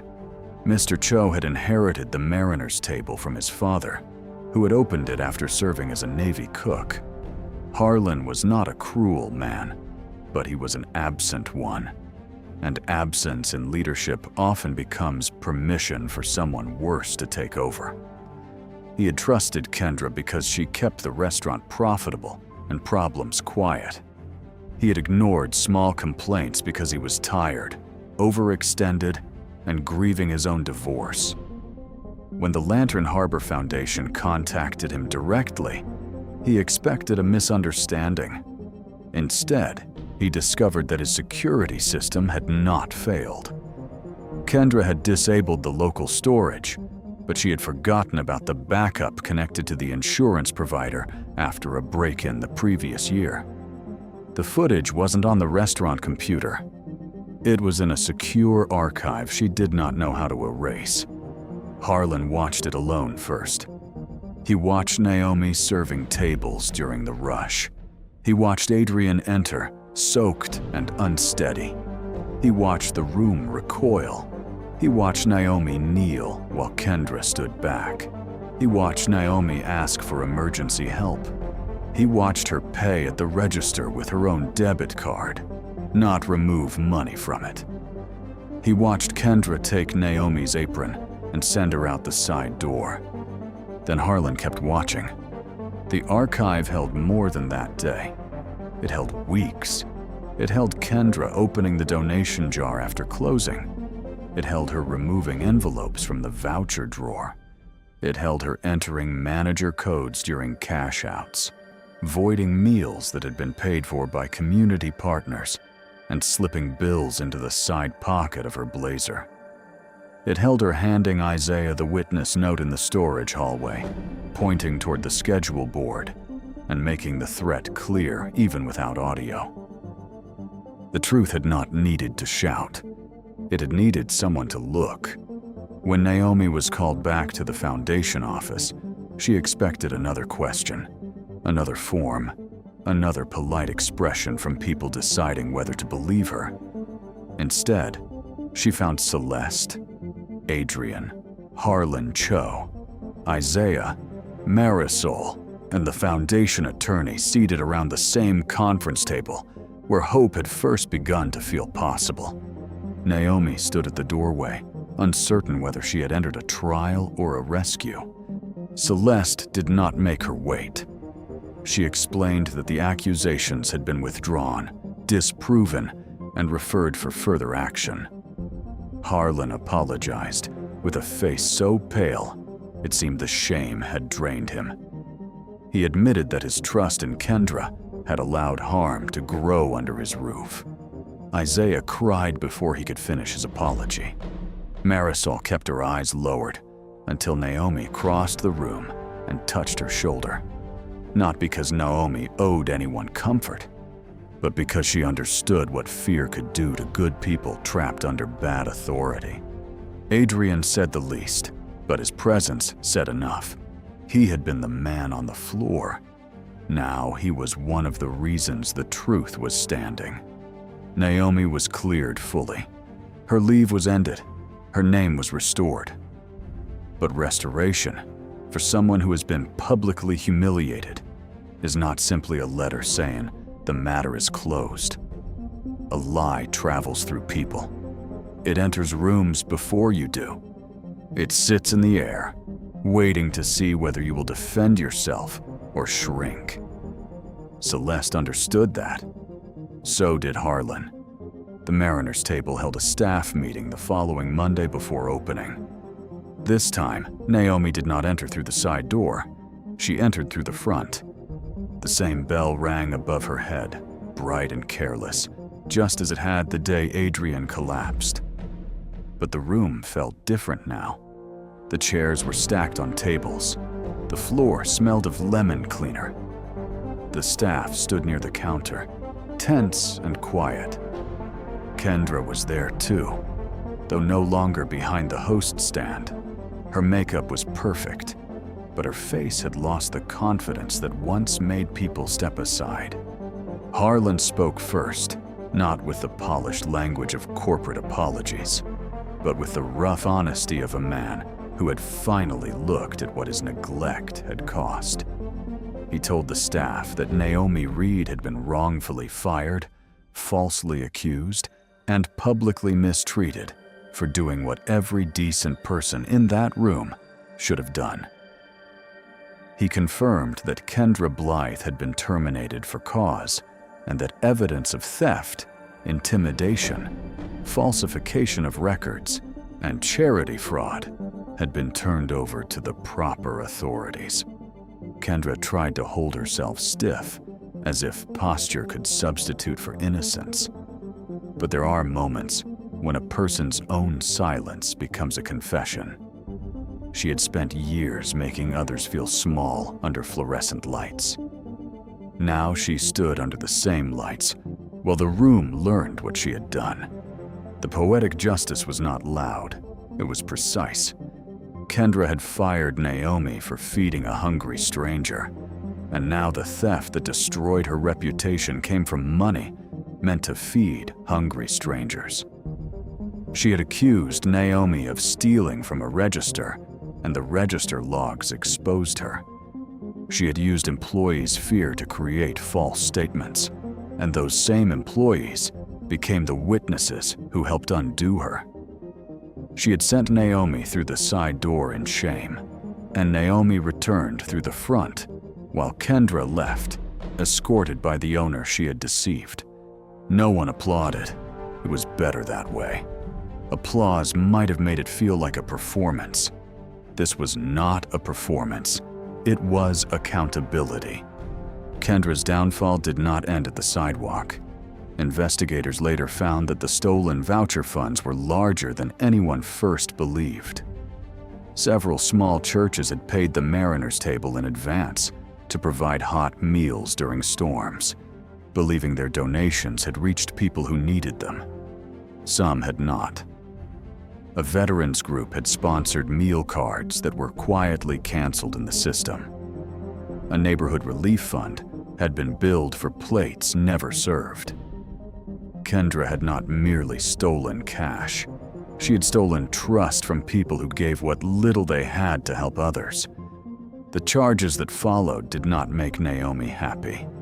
She was not the kind of person who found joy in someone else's ruin. But she did feel something steadier than happiness. She felt the weight of a foot lifting from her neck. She felt the world, for once, refusing to ask the wounded person to be the only one who pays. Kendra tried to find another management job, but Charleston is smaller than pride imagines. People talk. Records travel. References matter. The same polished confidence that once opened doors now raised questions she could not answer. For the first time in years, Kendra had to live without the protection of a title, and without people beneath her to blame. Naomi returned to the Lantern Harbor Foundation the next day, not as a woman rescued by luck, but as someone beginning the work she had been preparing for her whole life without knowing it. Harbor Hand started small. At first, it was only a list of 5 restaurants willing to keep emergency meal cards behind the counter. The cards were simple, with no public label that could embarrass the person using them. A church, a shelter nurse, a bus driver, or a school counselor could request one. The meal would be served without questions, without a speech, without making hunger prove itself worthy. Naomi insisted on that. Hunger had already humiliated people enough. She built the program from memory as much as training. She remembered the mother counting coins under the table. She remembered the veteran turned away over a missing voucher. She remembered Adrian's hand trembling on a cold tile floor while strangers measured whether he deserved to be touched. She remembered all the people she had served at the mariners' table who were one bad week away from becoming invisible. Her first major policy was called the warm seat rule. Any participating restaurant that accepted foundation funds had to agree that a person in crisis could sit inside safely while waiting for help, even if they could not order immediately. No one would be forced back into rain because discomfort was bad for business. No one would be treated like a threat for needing warmth. Some restaurant owners resisted. They worried about image, customer complaints, and liability. Naomi listened. Then she told them, calmly and without accusation, that a business afraid of being seen helping hungry people was not actually afraid of liability. It was afraid of being reminded what community means. A surprising number signed after that. The mariners' table became one of the first official partners. Harlan Cho did more than sign. He changed the restaurant. He installed transparent accounting for every donated meal. He created a staff emergency fund. He hired an outside manager with nonprofit experience. He raised wages modestly but meaningfully, because guilt without structural change is only emotion wearing a better suit. He also placed a small brass plaque near the entrance, not with Naomi's face or a dramatic version of the story, but with a simple line that said every person who entered hungry deserved to leave treated as human. Naomi did not ask for the plaque. At first, she did not even like it. She worried it made her one act of kindness seem exceptional when she believed it should have been ordinary. But Celeste told her that reminders were necessary because decency often disappears not from one grand act of evil, but from 100 small permissions to look away. Adrian slowly returned to himself, though not to the man he had been before tragedy. Some losses do not give back the original version of a person. They make something quieter, deeper, sometimes more compassionate, sometimes more fragile. He began volunteering with Harbor Hands, first behind the scenes, reviewing supply lists and helping design intake forms that did not shame people. Later, he trained with peer support counselors to work with people in grief, addiction recovery, and housing instability. He did not pretend his family name had saved him. In fact, he understood more clearly than anyone that it almost had not. Money had searched for him, but a waitress with $38 had reached him first. That truth changed him. His relationship with Celeste healed slowly. Mother and son had spent years separated by grief, guilt, and all the words each feared would injure the other. Naomi never intruded on that healing. She only noticed, over months, that Adrian stopped standing near exits during meetings. Celeste stopped looking at him as if he might vanish if she blinked. One afternoon, Naomi saw them walk together along the harbor after a fundraiser, not speaking much, simply sharing space. Sometimes that is what forgiveness looks like before it has language. At home, life changed too. The foundation helped Naomi and Lottie move from the drafty apartment on Anson Street into a small but bright unit near a park, with an elevator, reliable heat, and a window where Lottie could watch children chasing pigeons in the afternoon. The first night there, Lottie became agitated because the walls did not feel familiar. Naomi sat with her until the fear passed, describing each room softly, grounding her in the names of things. The next morning, Lottie woke and said the sunlight looked kind. Naomi cried in the kitchen where no one could see. For years, she had measured success in avoided disasters. Rent not late enough to evict, Medicine not empty enough to panic. Electricity not shut off yet. Shoes not broken beyond repair. Now she had space to imagine a life not built entirely around emergencies. She enrolled in evening courses toward a community health certification, not because she needed a title to prove her worth, but because the dream she had buried at 18 still had roots. The scholarship letter from long ago remained in her Bible, creased and yellowing. She did not look at it with grief anymore. She looked at it like evidence that the girl she had been was still somewhere inside the woman she had become. Not lost, only waiting. Months passed, and Harbor Hands grew. What began with 5 restaurants became 15, then 28. A mobile meal van joined the program after hurricane season, exposed neighborhoods where older residents could not reach distribution sites. School counselors started calling when students came to class, hungry after weekends. Hospital social workers requested meal cards for discharged patients who had nowhere stable to go. Bus drivers carried small information cards because they were often the first to see who was sleeping where the city pretended not to look. Naomi worked harder than she ever had at the diner, but the work no longer shrank her. There is a difference between exhaustion that empties you and exhaustion that has meaning.